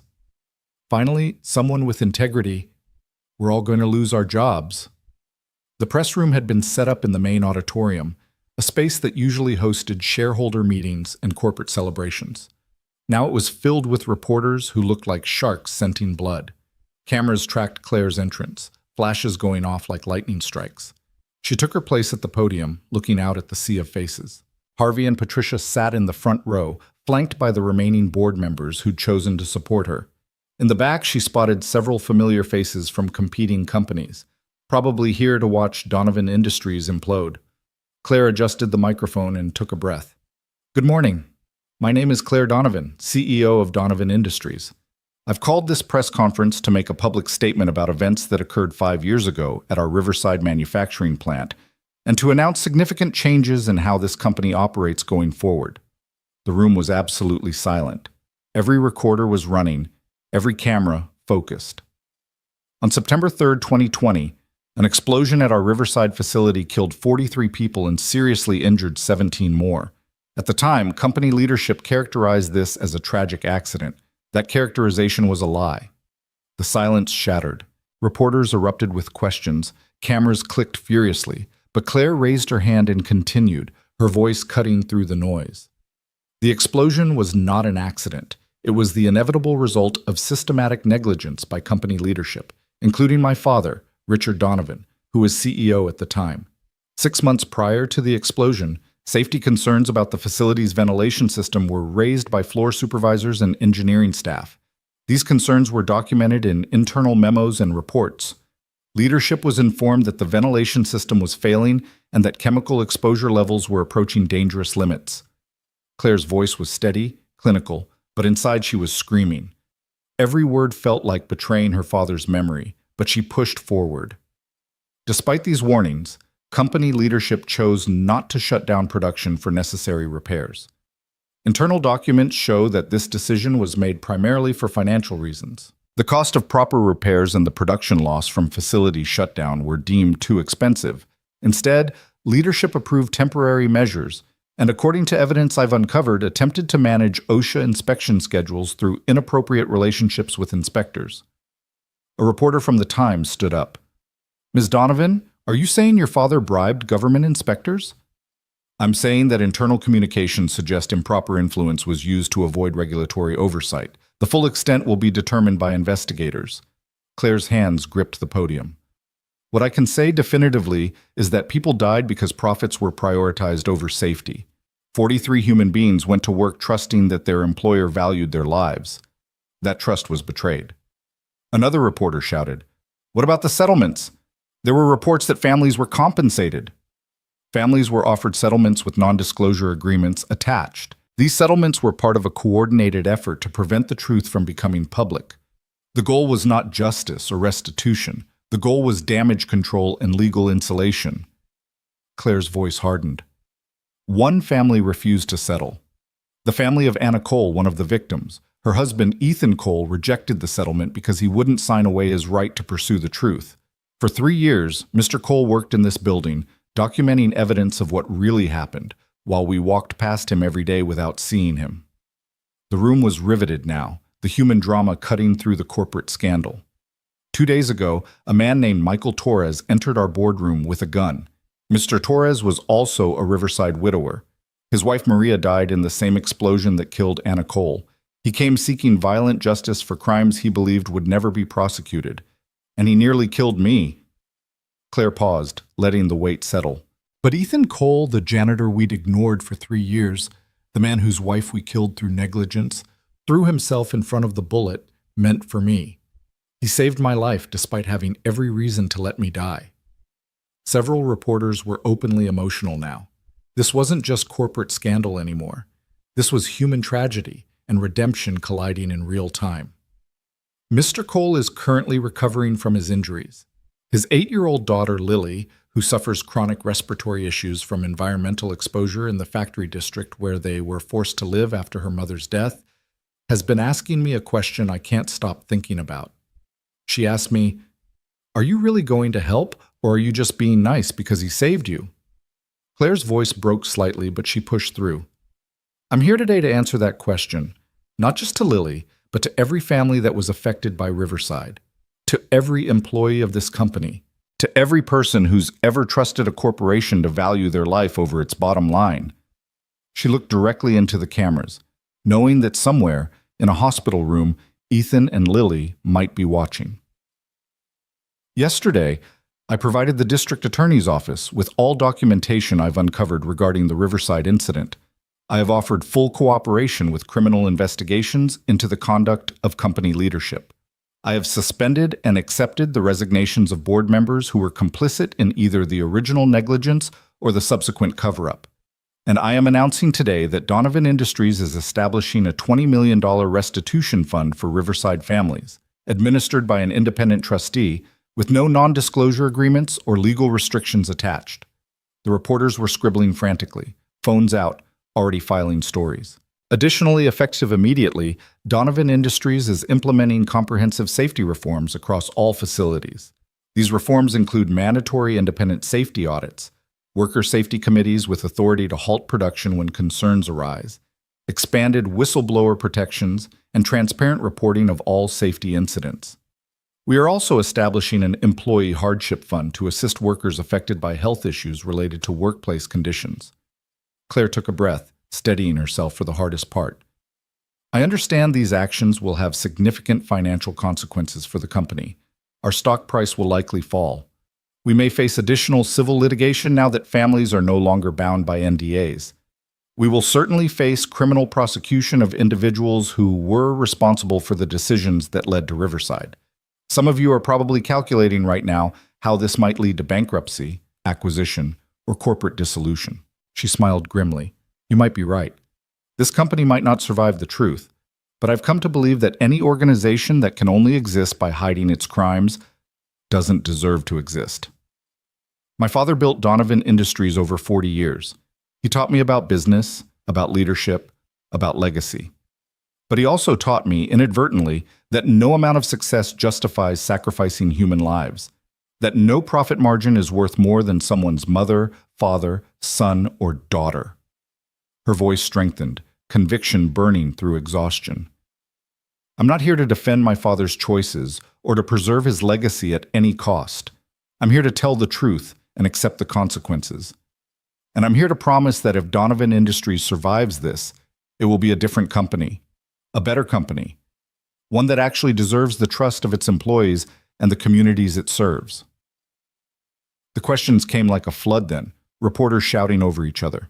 Claire pointed to the Times reporter first. Ms. Donovan, have you been advised that you could face personal criminal liability for disclosure of these events? My attorneys have made me aware of all legal risks. I'm proceeding anyway. Another reporter from a financial network. What about your shareholders? Don't you have a fiduciary duty to protect their investments? I believe my fiduciary duty includes ensuring this company operates legally and ethically. Shareholders invested in Donovan Industries, not in a criminal enterprise. If they lose money because we're being held accountable for crimes, that's unfortunate but necessary. A woman from a local news station. You mentioned Ethan Cole is recovering. Have you spoken with him about your plans? Claire felt emotion threatening again. I have. Mr. Cole has shown me extraordinary grace. He's lost everything because of decisions my company made, yet he saved my life and encouraged me to pursue this path. He told me his wife, Anna, believed in second chances, and in people choosing to be better. I'm trying to honor her memory by being worthy of that belief. What about the other Riverside families? Have you contacted them? We're reaching out through the independent administrator of the restitution fund. Many families signed NDAs under significant pressure and distress. We're making it clear that we won't enforce those agreements and that they're free to speak publicly about their experiences. A business reporter near the back, Ms. Donovan, isn't this just an elaborate PR stunt? A way to get ahead of inevitable prosecution by playing the moral hero? Claire had expected this question, had prepared for it, but it still stung. If I wanted good PR, I'd do what my father did. Settle quietly, move on, protect the brand. What I'm doing is the opposite of good PR. I'm voluntarily exposing crimes that could destroy everything I've inherited. If that's a PR stunt, it's the worst one in history, the reporter persisted. But you personally benefit from being seen as the reformer, the CEO with a conscience. I personally benefit nothing. Claire's voice was sharp now. I'm destroying my father's reputation, potentially bankrupting my company, and making myself a target for lawsuits and criminal investigations. The only benefit is being able to look at myself in the mirror. If you think that's worth what this will cost me, you've never actually had to sacrifice anything for your principles. The room fell silent at her vehemence. Even the hostile reporter sat back, momentarily satisfied. Patricia stood up from the front row. I'm Patricia Wong, independent board member of Donovan Industries. I want to add that the board has voted to support Ms. Donovan's initiatives. We recognize this is unprecedented and risky, but we believe it's the right course of action. This company has lost its way. Claire is trying to find it again. Several other board members stood in solidarity. Not all of them, Claire noticed. 4 remained seated, their faces carefully neutral. They'd survive whatever came next by hedging their bets, neither supporting nor opposing, just calculating their personal risk. The questions continued for another 30 minutes. Claire answered them all honestly, refusing to hide behind corporate speak or legal equivocation. Yes, she expected criminal charges.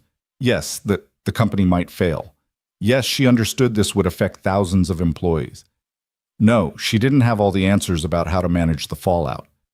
When she finally ended the conference, her legs were shaking and her throat was raw. But she'd done it.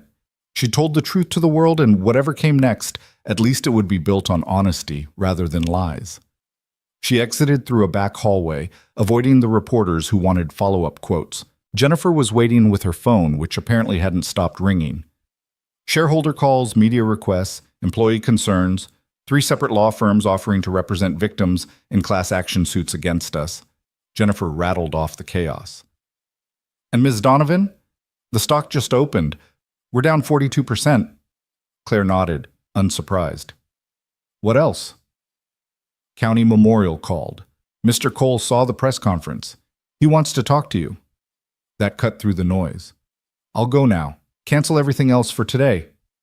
Everything? You have? Everything, Jennifer. The world is already on fire. Another few hours won't matter. The drive to the hospital was surreal.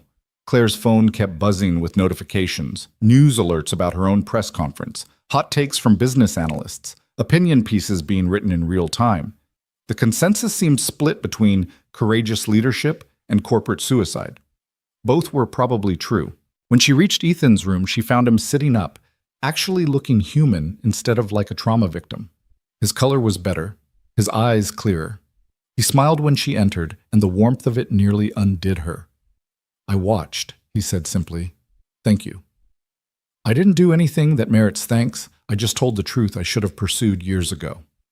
You stood in front of the world and admitted your company committed crimes. You sacrificed your father's legacy for justice. That takes courage most people don't have. Ethan gestured to the chair beside his bed. Sit. You look exhausted. Claire sat, feeling the adrenaline finally draining away, leaving her hollow. Your daughter asked me if I was really going to help or just being nice. I hope I answered her question. You did. She's been watching the news with me. She says you're brave like her mom was. Ethan's voice was thick with emotion. Coming from Lily, that's the highest praise she knows how to give. I don't feel brave. I feel terrified and uncertain, and like I might have just destroyed everything for nothing. Anna used to say that courage isn't the absence of fear. It's doing what's right despite being afraid.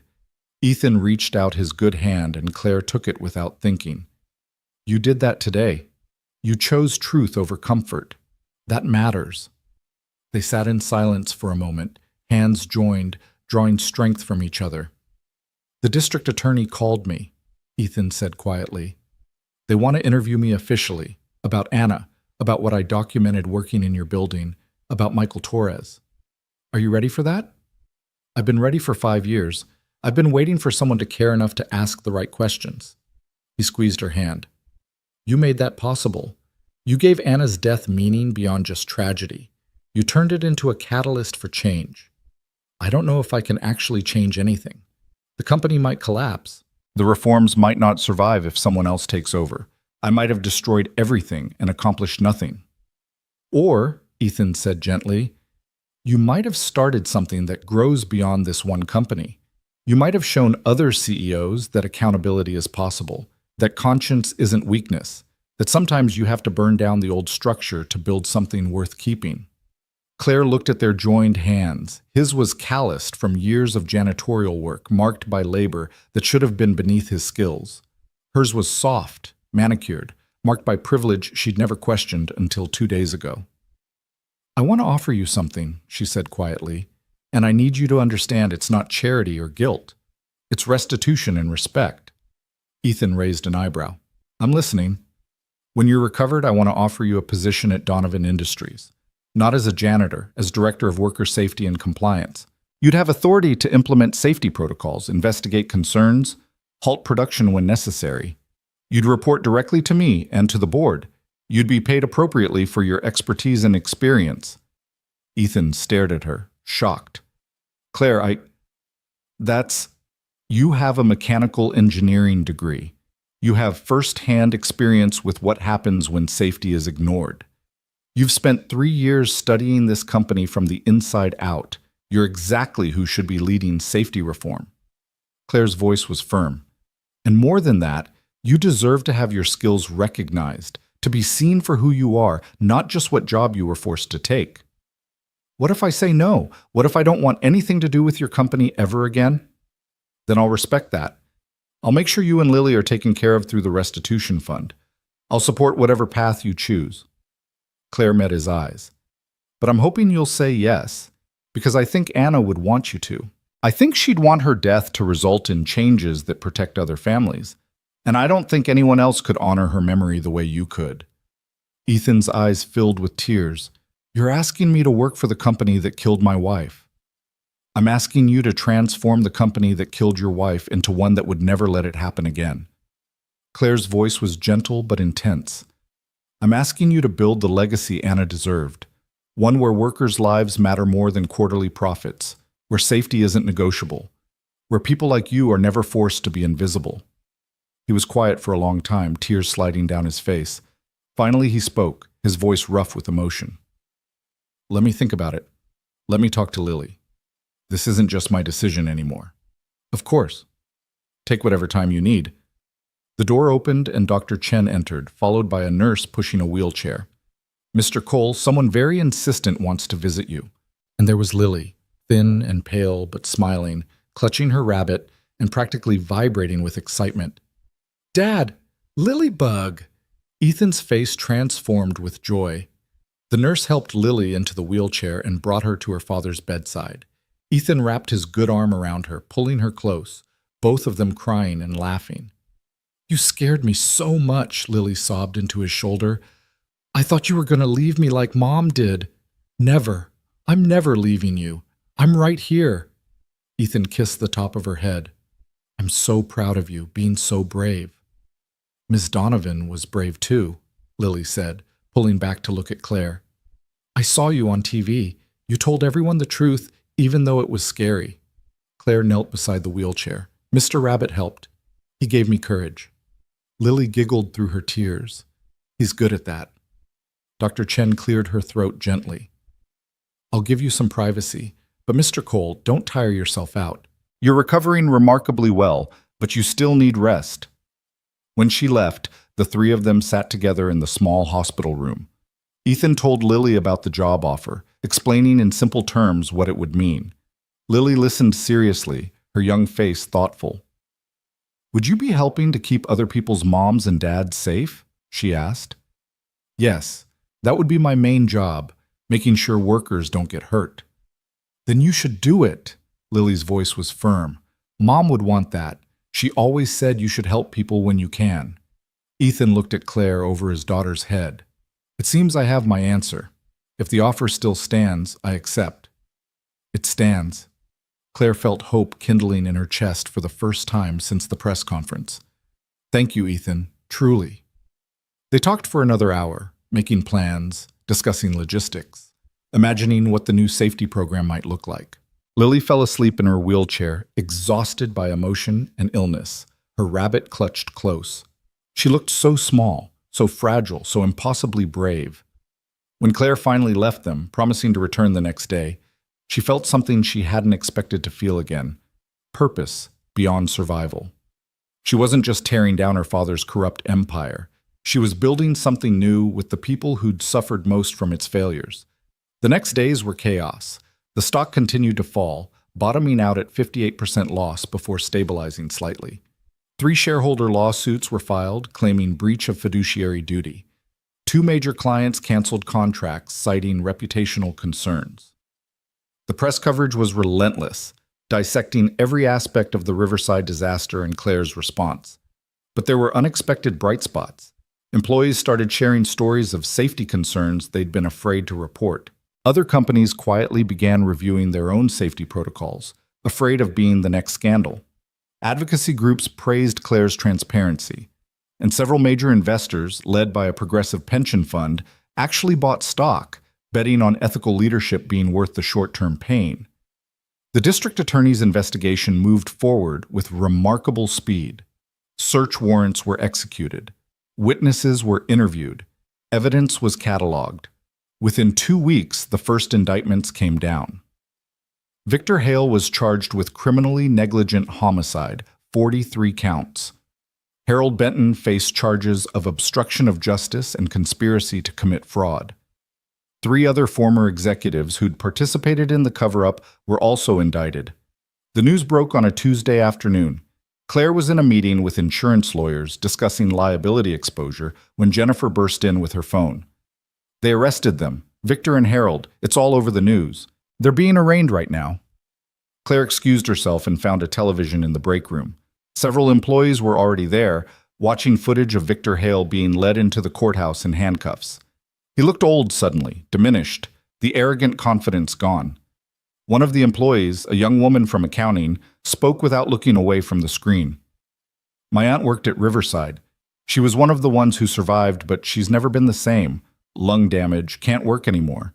She got $40,000 in the settlement and had to promise never to talk about it." The woman finally turned to Claire.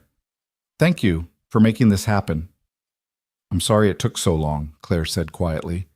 "Better late than never." The trial became a media sensation. Prosecutors presented the damning internal documents, showed cost-benefit analyses that literally calculated the value of human lives in dollars and cents. They called survivors to testify about the conditions they'd worked in, the complaints they'd filed, the reassurances they'd received that everything was safe. And they called Ethan Cole. He took the stand on a warm afternoon in late spring, nearly 2 months after the bullet that had changed everything. His shoulder had healed well, though he still had limited range of motion. He wore a suit Claire had helped him pick out, looking professional and dignified and nothing like the invisible janitor he'd been forced to become. The prosecutor, Monica Reeves herself handling this critical witness, walked him through his story. His marriage to Anna, her employment at Riverside, the complaints she'd brought home about chemical smells and inadequate ventilation, the company's assurances that everything was fine. Mr. Cole, can you tell the jury what happened on September 3rd, 2020? Ethan's voice was steady, though Claire, watching from the gallery, could see the pain in his eyes. I got a call at 2:17 p.m. from County Memorial. They told me there'd been an explosion at the Riverside plant and that my wife had been brought in. I drove there. It took 19 minutes, but it felt like hours. What did you find when you arrived? Chaos. The ER was overwhelmed. There were people on gurneys in the hallways. I heard screaming, saw burns that... He paused, composing himself. They brought me to Anna. She was conscious, but struggling to breathe. Her lungs were damaged from chemical inhalation. The doctor told me they were doing everything they could, but the damage was severe. Did you get to speak with her? Yes. She was in and out of consciousness, but when she was aware, we talked. She told me she loved me, made me promise to take care of Lily, made me promise not to let what happened to her make me bitter. Ethan's voice cracked. She died 4 hours later. She suffocated, essentially, drowned in her own lungs. And she was awake for most of it. The courtroom was absolutely silent. Even the defense attorneys looked uncomfortable. Mr. Cole, what did you do after your wife's death? I tried to get answers. I contacted the company, asked for investigation results, wanted to know why the explosion happened. I was told it was under investigation and that I'd be contacted. Weeks went by. Then I was approached by a company lawyer who offered me a settlement, $200,000 in exchange for signing an NDA and releasing all claims against Donovan Industries. Did you accept? No. The lawyer told me Anna had made mistakes that contributed to the explosion, that she'd been in an unauthorized area. I knew that was a lie. Anna was meticulous about safety. She followed every protocol. Ethan's voice hardened. So I refused the settlement. I told them I wanted the truth, not their money. What happened then? Nothing. They stopped contacting me. The investigation went nowhere. OSHA issued a report that basically blamed worker error. Life went on for everyone except the families who'd lost people. He paused. So I decided to find the truth myself. I applied for a job at Donovan Industries, took a position as a janitor because it gave me access to the building without anyone paying attention to me, and I spent 3 years gathering evidence. Reeves approached with a box of documents. Mr. Cole, do you recognize these? Yes. Those are copies I made of internal memos, safety reports, and correspondence related to Riverside. I found them in the archives over the course of 2.5 years. I photographed them, documented their location, and built a timeline of what really happened. Why didn't you bring this to authorities sooner? Because I didn't have everything. I knew if I went public before I had irrefutable proof, it would be my word against a corporation. They'd bury me. Ethan looked directly at the jury. And because part of me was still deciding what to do with the information. Some days I wanted justice. Other days I just wanted revenge. What changed? Claire Donovan became CEO. I watched her for several months. She was different from her father. Tougher in some ways, but also more human. She actually saw the employees as people. And when the shooting happened, when I had to make a split-second decision about whether to save her or let her die, I chose to save her because I believed she could be better than what came before. I believed she deserved the chance to make things right. The defense attorney's cross-examination was brutal. He tried to paint Ethan as a disgruntled employee seeking revenge, suggested his documentation was selective and biased, implied his act of saving Claire was calculated to give him leverage. But Ethan remained calm, answering each question honestly, and his quiet dignity made the attacks look desperate. When he stepped down from the stand, Claire caught his eye. He gave her a small nod, and she nodded back, a silent acknowledgement of battles fought and survived. The trial lasted 6 weeks. The jury deliberated for 3 days. When the verdict came back, Victor Hale was convicted on all 43 counts of criminally negligent homicide. Harold Benton was convicted of obstruction and conspiracy. The other executives received mixed verdicts, but all faced prison time. Victor was sentenced to 25 years. Harold got 15. Together, they'd be old men if they ever saw freedom again. Claire attended the sentencing hearing, sitting in the gallery surrounded by Riverside families. When the judge read the sentences, some people wept. Others sat in stunned silence. One woman, Maria Torres's mother, whispered, "Finally, finally someone paid." Outside the courthouse, reporters swarmed. Claire gave a brief statement, flanked by Patricia Wong and Harvey Steinberg. Justice has been served for the Riverside victims.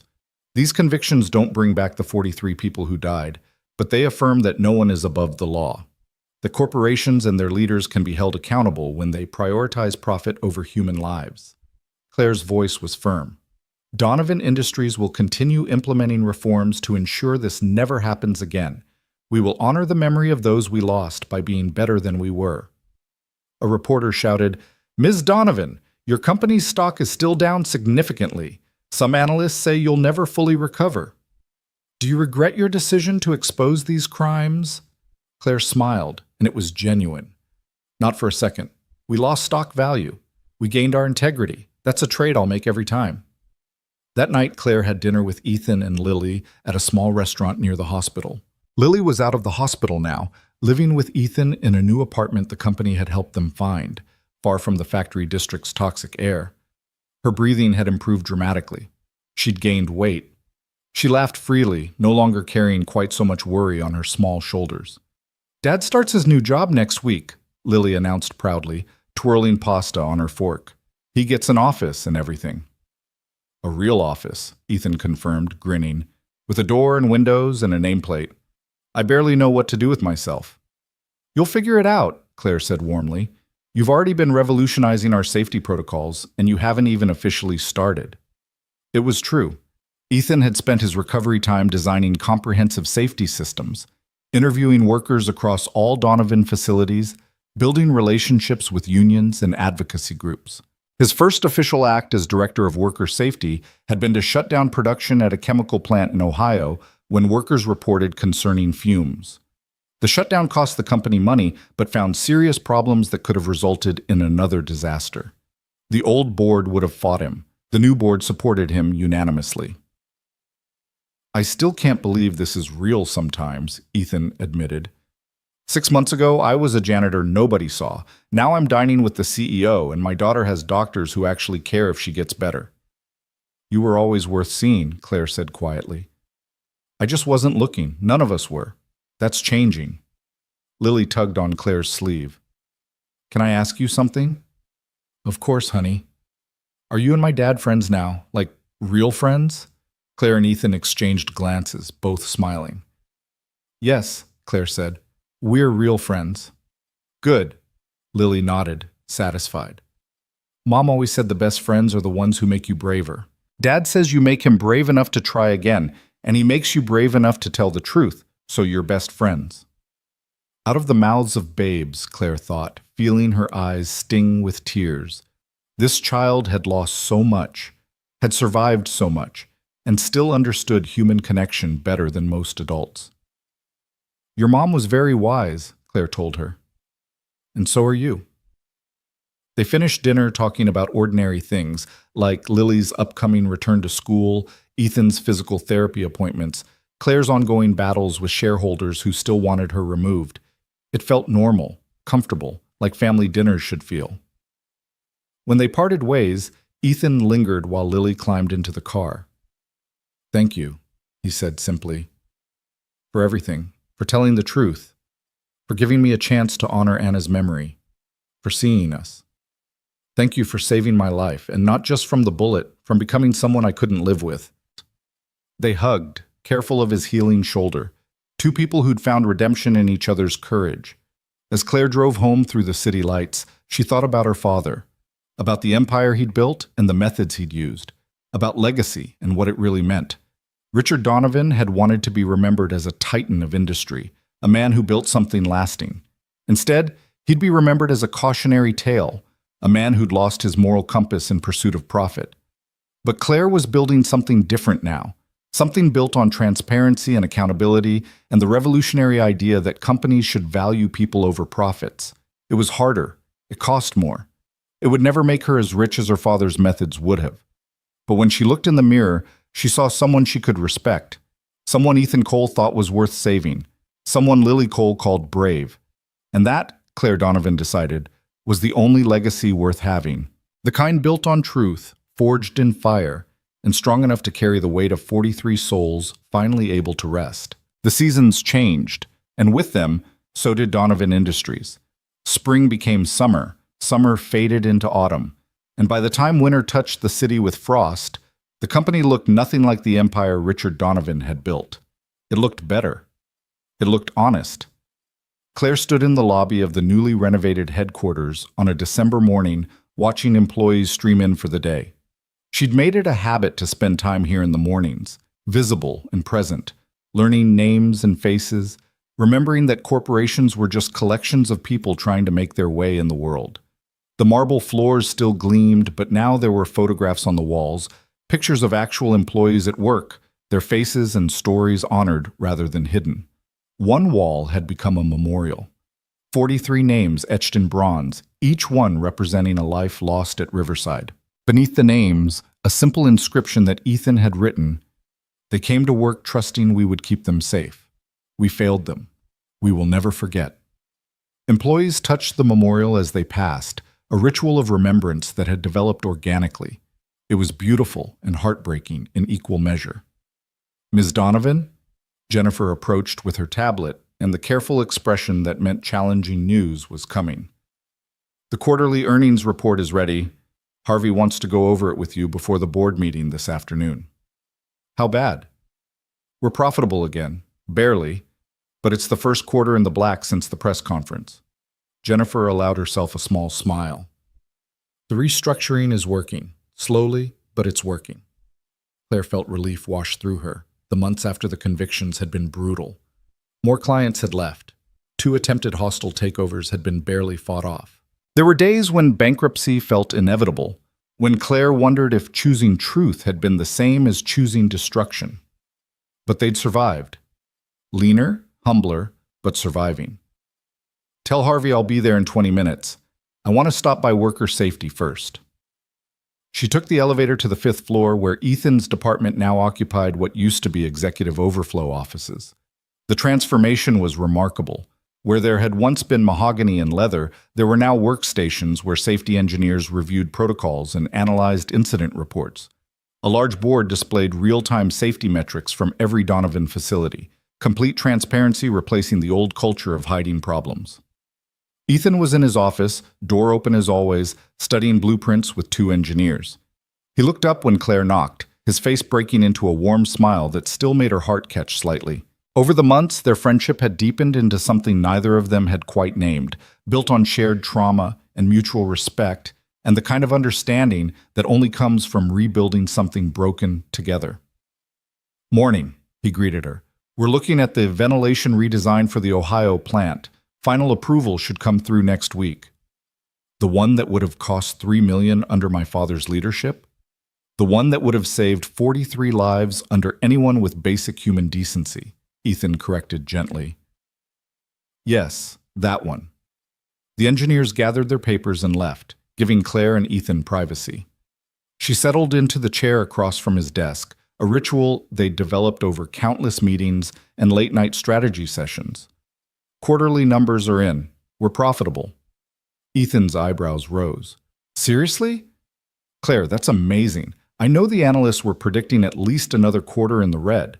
We're not exactly swimming in money, but we're stable, growing even. Turns out some clients actually value working with an ethical company." Claire's smile was tired but genuine. "Who knew?"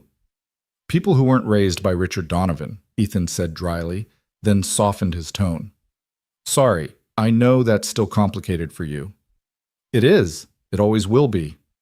Claire looked at the photo on Ethan's desk, the one of Anna and Lily from Better Days.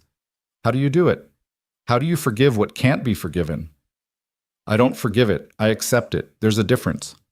Ethan leaned back in his chair. "Your father made terrible choices. Those choices killed my wife, but you're not your father, and you're spending every day proving that corporations can choose differently. That has to count for something." "Does it count enough?" For you, I mean. Does working here, walking these halls where the decisions were made that killed Anna, does it ever feel like betrayal? Ethan was quiet for a moment, considering. Sometimes. Late at night, when I'm here alone reviewing safety reports, I think about how Anna would have loved this job, how she would have been brilliant at it, and I wonder if I'm trying to do her work because I can't accept that she's gone. He met Claire's eyes. But then I think about the lives we're saving, the disasters we're preventing, and I know Anna would want this. She'd want her death to mean something beyond tragedy. It does mean something. You've transformed this company's entire safety culture in less than a year. Every facility reports that workers feel empowered to raise concerns now. Incident reports are up 300% because people aren't afraid anymore. That's Anna's legacy as much as yours. It's our legacy, Ethan corrected. Yours, mine, Anna's, even your father's in a twisted way. We're all part of this story.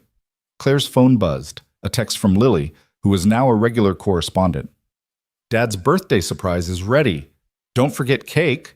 Lily. She showed Ethan the text, grinning. Your daughter is very bossy about party planning. She gets it from her mother.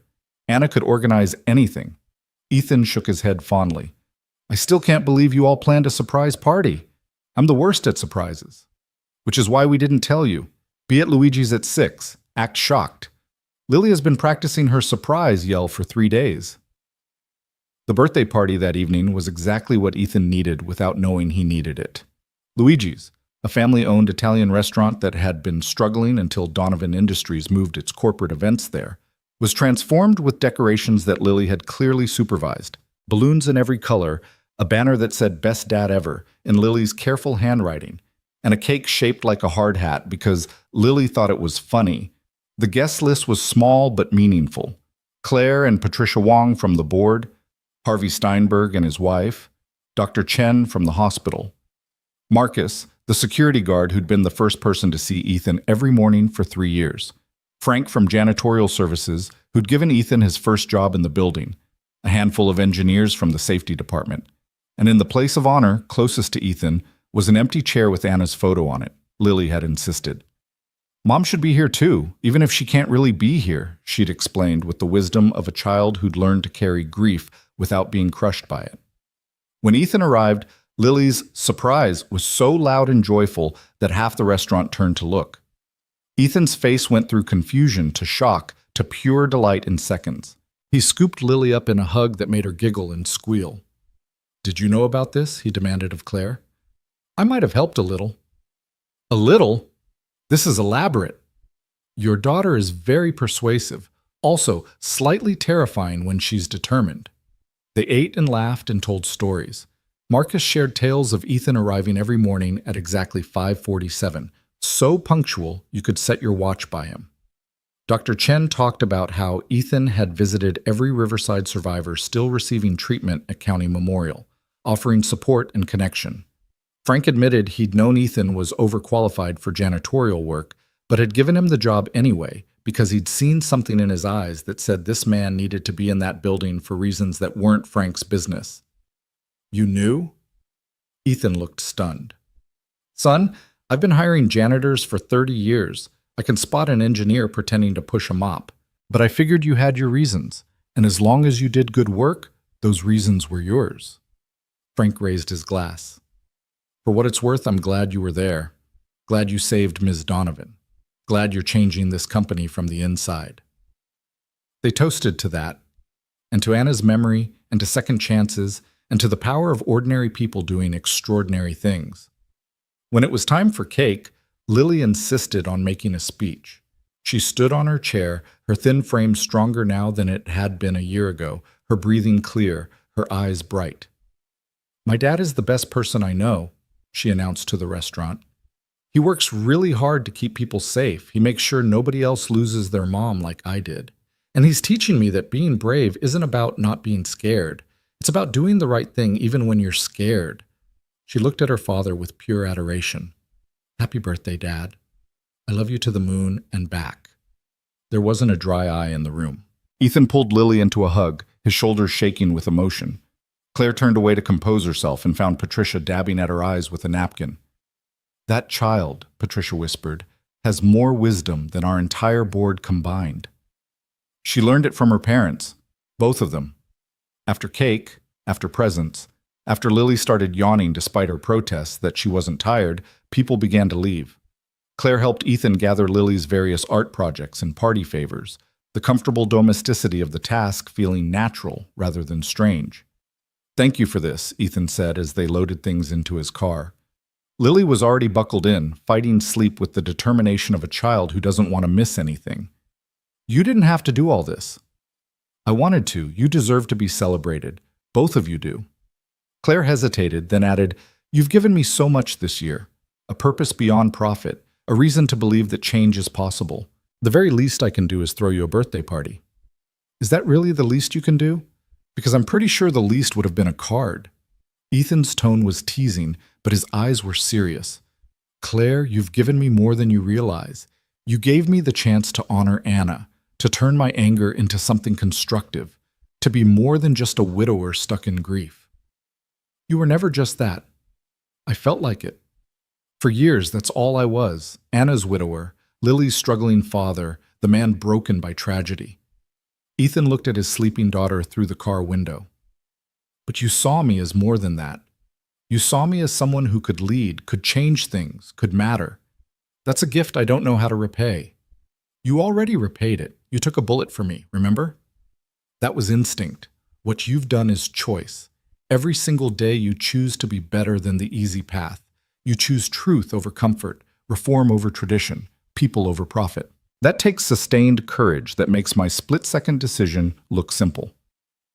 They stood in the restaurant parking lot, streetlights casting long shadows, the winter air cold but not uncomfortable. Something hung between them, unspoken but increasingly difficult to ignore. Claire broke the silence. "Ethan, I need to tell you something, and I need you to know there's absolutely no pressure, no expectation. You can ignore what I'm about to say and nothing changes between us." That's a terrifying preamble. "I know." She took a breath. "Somewhere over the last year, you stopped being just the man who saved my life. You became the person I most want to talk to, the first person I think of when something good happens, the one whose opinion matters most. And I think I'm falling in love with you." Ethan went very still. "Claire, I know it's complicated. I know my company killed your wife. I know there are power dynamics and grief and 1,000 reasons why this is probably a terrible idea." The words tumbled out faster now. "But I also know that life is short and unpredictable, and we of all people should understand that. We've both lost so much and nearly lost more. And I don't want to lose the chance to tell you that you've become the most important person in my world." Ethan's eyes were wet with tears. "I need to tell you something too. About a month ago, Lily asked me if I thought her mom would be okay with me having feelings for you. She said she could tell I was happier when you were around, and she wanted to make sure it was okay to be happy again." "What did you tell her?" "I told her that her mother believed in second chances, that love isn't finite, that feeling something for someone new doesn't diminish what I felt for Anna. And I told her that yes, I thought Anna would approve of you." Ethan stepped closer. "Because Anna always said life was too short to waste on bitterness, that even when terrible things happen, you have to stay open to joy." "And are you? Open to joy?" "With you? Yes." Ethan reached out, gently taking Claire's hand. "I'm terrified. I feel guilty. I worry about what people will think, whether it's too soon, whether Anna would really be okay with this. But underneath all that, I'm falling in love with you too. Have been for months, if I'm honest." Claire felt something break open in her chest, hope and fear and love all tangled together. "We're a mess, aren't we?" "Completely, but maybe that's okay. Maybe messy and complicated is honest. Maybe two broken people can help each other heal." "I'd like to try, if you would." "I would." Ethan smiled, that warm, genuine smile that transformed his whole face. "Though we're probably going to give your PR team a heart attack." "Let them panic. I've survived worse." Claire squeezed his hand.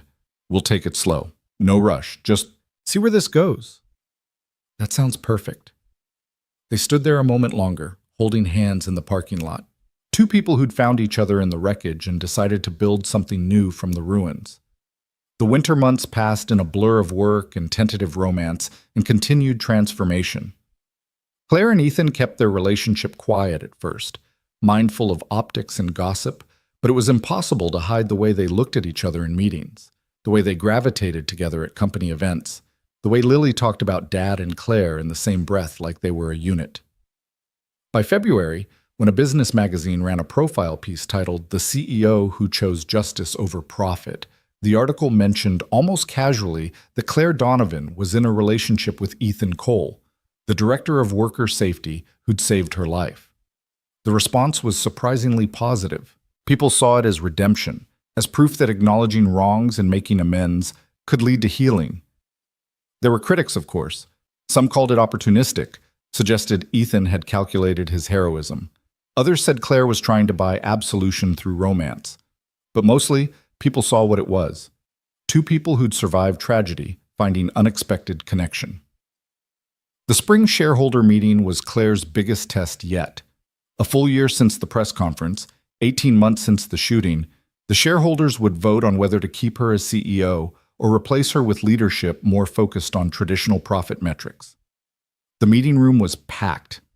Shareholders, proxy voters, media representatives, employees who'd purchased stock through the company plan. The energy was tense, uncertain, like everyone was holding their breath. Claire stood at the podium, looking out at the sea of faces. In the front row, Ethan sat with Lily beside him. The girl had insisted on coming, wearing her best dress and clutching Mr. Rabbit for moral support. "Good morning, I'm Claire Donovan, and for the past 18 months, I've served as CEO of this company through what might be the most turbulent period in its history. Today, you'll vote on whether I continue in that role." She clicked to the first slide of her presentation. Not glossy graphics or impressive charts, just a photograph of the Riverside Memorial Wall. "When I became CEO, I inherited a company built on a foundation of lies. My father and his leadership team chose profit over human lives, then covered up their crimes. 43 people died because we wouldn't spend money on safety equipment. Families were destroyed because we prioritized quarterly earnings over basic human decency." The room was silent, attentive. She'd said these words before, but they still carried weight. 18 months ago, I made a choice. I could continue the cover-up, protect the company's reputation, and maintain profitability through the same methods my father used. Or I could tell the truth and accept the consequences. Claire advanced the slide to show their stock price chart, the dramatic drop after her press conference clearly visible. As you can see, truth is expensive. We lost nearly 60% of our market value. We lost major clients. We faced lawsuits, criminal investigations, and a near-constant barrage of negative press. She clicked again. Now the chart showed the slow, steady recovery over the past 6 months. But something interesting happened. As we implemented real safety reforms, as we empowered workers to report problems without fear, as we built a culture of transparency and accountability, people started to trust us again. Clients came back. New clients sought us out specifically because they wanted to work with a company that had proven it valued ethics over easy money. Another slide. Employee retention numbers. Our employee turnover dropped 43%. Productivity is up. Workplace accidents are down 78%. Turns out people work better when they believe their employer won't sacrifice them for profit margins. Patricia stood up from the board section. "I'd like to add something, if I may." Claire nodded, stepping aside. "I've served on corporate boards for 30 years. I've seen a lot of leadership styles, a lot of crisis management, a lot of attempts to balance profit with principles." Patricia's voice carried authority. What Claire did was unprecedented. She voluntarily exposed crimes that could have stayed buried. She sacrificed short-term gains for long-term integrity. And she's proven that ethical leadership and profitability aren't mutually exclusive. Harvey Steinberg stood as well. From a legal perspective, Claire's transparency has actually reduced our liability exposure. By cooperating with investigations, by making restitution voluntarily, by demonstrating genuine commitment to reform, we've avoided many of the punitive measures that would have come if authorities had discovered these crimes through other means. Her choice, while painful, was ultimately the smart business decision. One of the major shareholders, an elderly man named Robert Chen, who controlled 7% of the voting shares, raised his hand. Ms. Donovan, I've been invested in this company since your father took it public. I respected Richard enormously, but I've watched what you've done this past year, and I need to ask, do you think your father would have approved? Claire felt the weight of the question, the ghost of Richard Donovan still haunting every decision. No, she said honestly. My father would have been horrified by what I did. He would have seen it as betrayal, as weakness, as destroying everything he built. She paused. But my father also chose to let 43 people die rather than spend money on safety equipment. So I've made peace with disappointing him. Robert Chen nodded slowly. That took courage to say. I appreciate your honesty. He stood, his aged frame still commanding respect. I'm voting to retain you as CEO, not because the numbers are good, though they're improving, but because leadership with integrity is rare enough that when we find it, we should fight to keep it. The vote was called. The ballots were counted. When the results were announced, Claire had been retained by 67% of shareholders. Not unanimous, but a clear mandate. She felt Ethan's eyes on her from the front row, saw him mouth, "I'm proud of you," saw Lily bouncing excitedly in her seat. The meeting adjourned and people swarmed Claire with congratulations and questions. But she pushed through the crowd, making her way to Ethan and Lily. "We did it," she said, pulling them both into a hug. "You did it," Ethan corrected. "We just believed in you." Same thing. Claire knelt to Lily's level. "Thank you for being here, sweetie. Your support means everything." "My dad says you're changing the world," Lily said seriously. "Are you?" "I'm trying to change one company. If that affects the world, even a little, that's enough." That summer, on the anniversary of the Riverside explosion, Donovan Industries held a memorial service at the site of the former factory. The building had been demolished, the land decontaminated, and in its place now stood a park. Green grass, trees, playground equipment, and at the center a permanent memorial listing every name of every person who died. Families gathered, some for the first time since the settlements had scattered them into silence. They came because the NDAs were void, because Claire had personally invited them, because finally, after 5 years, their grief was being acknowledged publicly. Claire stood at the memorial with Ethan beside her, Lily holding both their hands. She'd been asked to speak, to represent the company, but the words felt inadequate. 5 years ago, 43 people came to work at this factory. They trusted Donovan Industries to keep them safe. We betrayed that trust through negligence, through prioritizing profit over safety, through choosing the easy path over the right one. Claire's voice carried across the gathering. Nothing I say today can bring them back. No apology can undo the loss. But I can promise that their deaths have resulted in change. Real, permanent change. Every Donovan facility now operates under the most stringent safety protocols in the industry. Every worker has the authority to stop production if they see a problem. Every family affected by Riverside has received restitution without strings attached. She gestured to Ethan. This is Ethan Cole. His wife Anna died here. For 3 years, he worked in our building documenting the evidence of what really happened, building a case for justice. And when violence came to our headquarters, he saved my life despite having every reason not to. He chose mercy over revenge, and in doing so, he gave us all the chance to be better. Ethan stepped forward, his hand still holding Lily's. My wife believed in second chances. She believed people could change, could grow, could choose differently. What's happened at Donovan Industries over the past 2 years is a testament to that belief. It doesn't erase what happened here, but it honors the memory of everyone we lost by making sure it never happens again. One by one, family members came forward to place flowers at the memorial. They shared stories of their loved ones, spoke names that hadn't been said publicly in years, allowed their grief to finally be witnessed. When it was Lily's turn, she placed a bouquet of lavender at the base of her mother's name. "Hi, Mom," she whispered. "I'm 9 now. I'm healthy. Dad has a good job, and I think you'd be proud of him. He turned what happened to you into something that helps people, just like you would have wanted." Claire watched this child, who'd grown so much in the past year, who'd learned to carry loss without being destroyed by it. Lily turned and hugged her, a spontaneous gesture of affection and trust. "Thank you for giving my dad his purpose back." Lily whispered, "and for loving us." "Thank you for teaching me what courage really looks like," Claire whispered back. The memorial service ended as the sun set, golden light washing over the park that had risen from tragedy. People lingered, talking quietly, sharing memories, building connections that had been broken by NDAs and silence. Claire found herself standing with Maria Torres's mother, Elena, a woman in her 70s who'd lost her daughter in the same explosion that took Anna.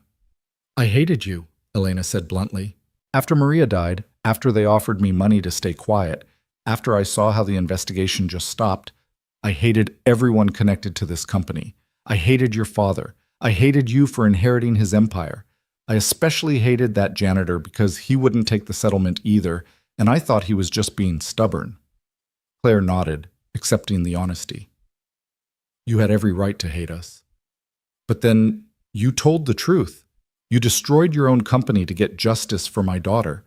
And that janitor, he turned out to be the bravest man I've ever heard of." Elena's eyes filled with tears. "Maria would have liked both of you. She always said the world needed more people willing to do hard things for the right reasons. I wish I could have known her. She was like your Anna," Elena said to Ethan, who joined them. "Stubborn, principled, believed she could make things better through hard work and integrity. They would have been friends, I think, our girls." "I think so too," Ethan agreed quietly. Elena took both their hands.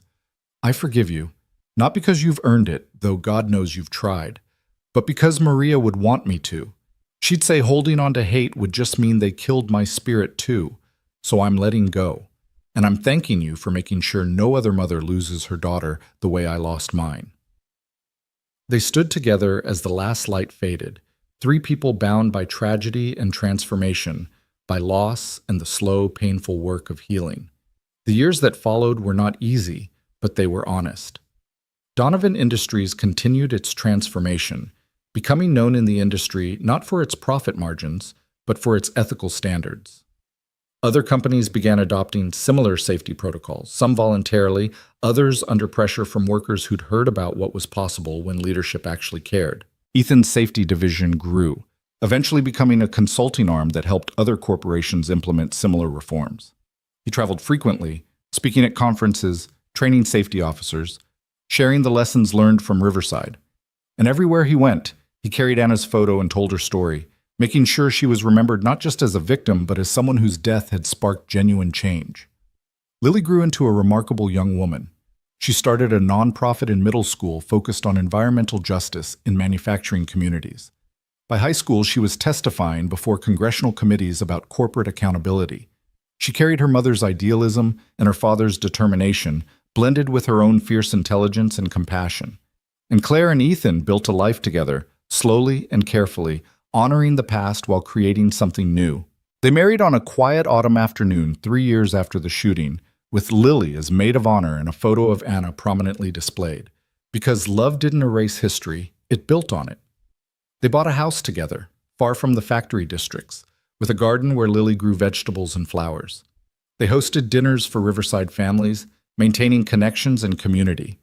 They worked side by side at Donovan Industries, partners in business and in life, proving every day that choosing justice over profit didn't mean choosing failure over success. On quiet evenings, when Lily was studying in her room and the house was peaceful, Claire and Ethan would sit on their porch and talk about how strange life was, how tragedy could become transformation, how one moment of violence could cascade into years of healing. "Do you ever regret it?" Claire asked one such evening, 5 years after the shooting that had changed everything. "Taking that bullet? Starting this whole cascade?" Ethan considered the question seriously. "I regret that Anna died. I regret that it took her death and 42 others to force change. I regret that Michael Torres felt violence was his only option. But do I regret saving you? Never. Because you took that terrible moment and turned it into something meaningful. You gave Anna's death purpose. That's all I ever wanted.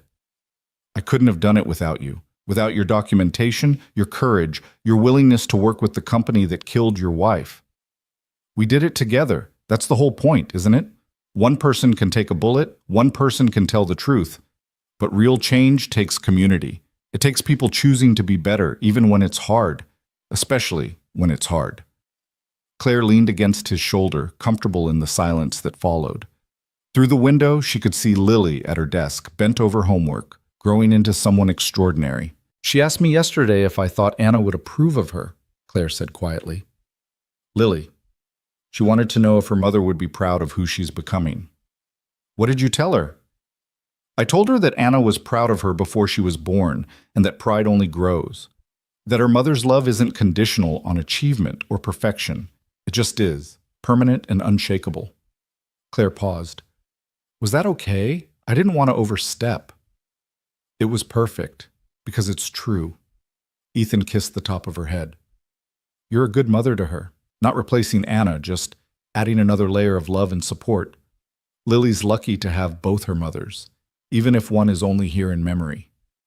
Inside the house, Lily looked up from her homework and saw them on the porch, silhouetted against the evening sky. She smiled, feeling the warmth of being loved and safe. She picked up the photo of her mother that sat on her desk, the one of Anna laughing, young and alive and full of hope. "Look, Mom," she whispered to the photo. "We're okay. We're more than okay. We're happy, and we're making the world better, just like you wanted. I hope you can see us. I hope you're proud."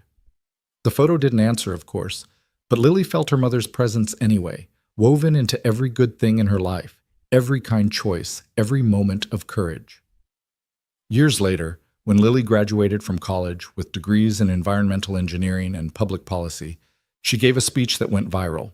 Standing at the podium in her cap and gown, she told the story of her mother's death, her father's heroism, and Claire's transformation of an entire company. "My mother died because a corporation valued profit over her life," Lily said, her voice clear and strong. "But her death, tragic as it was, sparked a revolution. It showed that accountability is possible, that corporations can choose differently, that one person's courage, my father's or Claire Donovan's or my mother's, can ripple outward and change the world." She held up her diploma. "This degree represents years of study and hard work, but more than that, it represents the work my mother never got to finish. She didn't get to see me grow up, didn't get to pursue her dreams, didn't get to change the systems she believed needed changing. So I'm going to do it for her. I'm going to fight for worker safety and environmental justice and corporate accountability. I'm going to make sure her death meant something beyond tragedy." In the audience, Claire and Ethan held hands, both crying, both impossibly proud. This brilliant, fierce young woman was the best of Anna, the best of Ethan, and something uniquely herself. She was proof that tragedy didn't have to be the end of the story, that from ashes and grief, something beautiful could grow. A decade after the shooting, Donovan Industries was a completely different entity. The company had diversified into green manufacturing, become a leader in worker safety standards, and pioneered transparent reporting of all incidents and concerns. The stock price had recovered and then grown beyond its previous highs, proving that ethical business practices and profitability could coexist. Claire eventually stepped back from day-to-day operations, transitioning to board chair while a new CEO, handpicked for his commitment to the company's reformed values, took over. She spent her time now on advocacy work, speaking at business schools about ethical leadership, serving on nonprofit boards focused on corporate accountability. Ethan remained as director of worker safety until his retirement, then continued as a consultant, his expertise sought by companies around the world. The safety protocols he'd developed became industry standard, saving countless lives and preventing disasters that would have been inevitable under the old model. And the Riverside Memorial Park became a gathering place, not just for grieving families, but for communities discussing worker safety, corporate responsibility, and the power of truth-telling. Schools brought students there to learn about the cost of negligence and the importance of speaking up. On the 15th anniversary of Anna's death, the three of them, Claire and Ethan and Lily, returned to the memorial. Lily was 23 now, working for a national workers' rights organization, dating a kind young man who shared her passion for justice. She'd become exactly who Anna would have wanted her to be, carrying her mother's legacy forward into new battles and new victories. They stood before Anna's name on the memorial, placing fresh flowers as they did every year. "Hi, Mom," Lily said, as she always did. "Still making you proud. Still changing things. Still carrying your love forward." Ethan put his arm around his daughter, then extended his other arm to pull Claire close. "We did it, Anna. We took your death and turned it into purpose, turned tragedy into transformation. I hope, wherever you are, you can see what we've built." Claire added her own quiet prayer. "Thank you, Anna, for loving Ethan and Lily so well, for teaching them about second chances and forgiveness, for making them the people they are. I promise to honor your memory by continuing the work, by never letting the company forget what complacency costs, by loving your family as fiercely as you did." The sun was setting, painting the memorial park in shades of gold and amber. Other families were there too, maintaining the ritual of remembrance, keeping the 43 names alive in memory and deed. As they walked back to their car, Lily, between Claire and Ethan, holding both their hands, she said something that captured everything they'd built from the wreckage. "You know what I think? I think Mom's death wasn't meaningless. It was terrible and wrong and never should have happened. But it wasn't meaningless. Because it changed you, Dad. And it changed you, Claire. And those changes spread outward, touching thousands of lives, preventing other deaths, other families from being destroyed. Mom's life mattered, and her death, as awful as it was, became the catalyst for something important. Your mother's life would have mattered regardless," Ethan said gently. "She didn't need to die to be significant." "I know. But since she did die, since we can't change that, at least we made it count for something. That's not nothing." "No," Claire agreed. "That's everything." They drove home through the city that had witnessed their transformation, past the Donovan Industries headquarters that now bore Anna's name on a building dedicated to worker safety, through streets that held the stories of countless people affected by one moment of violence that had cascaded into years of healing. That night, after Lily had gone to bed and the house was quiet, Claire and Ethan sat in their living room, surrounded by the life they'd built from impossible circumstances. "Do you remember what you said to me in the hospital?" Claire asked. "When I asked why you saved me." "I said you weren't your father, that you could be better. I've spent 15 years trying to live up to that belief, trying to be worthy of the chance you gave me." She took his hand. "Do you think I've succeeded?" Ethan pulled her close, kissing her forehead. Anna believed the measure of a person wasn't their worst moment, but what they built afterward. "By that standard, you've succeeded beyond anything I could have imagined." "We succeeded. You, me, Lily, everyone who chose to believe change was possible." Claire settled against him, feeling the peace that came from knowing she'd done the work, kept the promises, honored the dead by protecting the living. "We turned a bullet into a revolution, turned tragedy into transformation. That's not nothing." "No," Ethan agreed, holding her close as the city lights twinkled through their windows. "That's everything."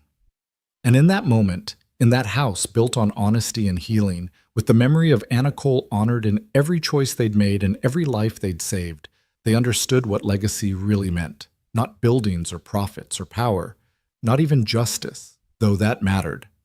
Legacy was love that outlasted loss, courage that inspired others to be brave, truth that freed people to be better, change that rippled outward from a single moment of choice, affecting lives that would never know the names or faces of those who'd sacrificed so much to make the world a little bit safer, a little bit more just, a little bit more human. A janitor had blocked a bullet.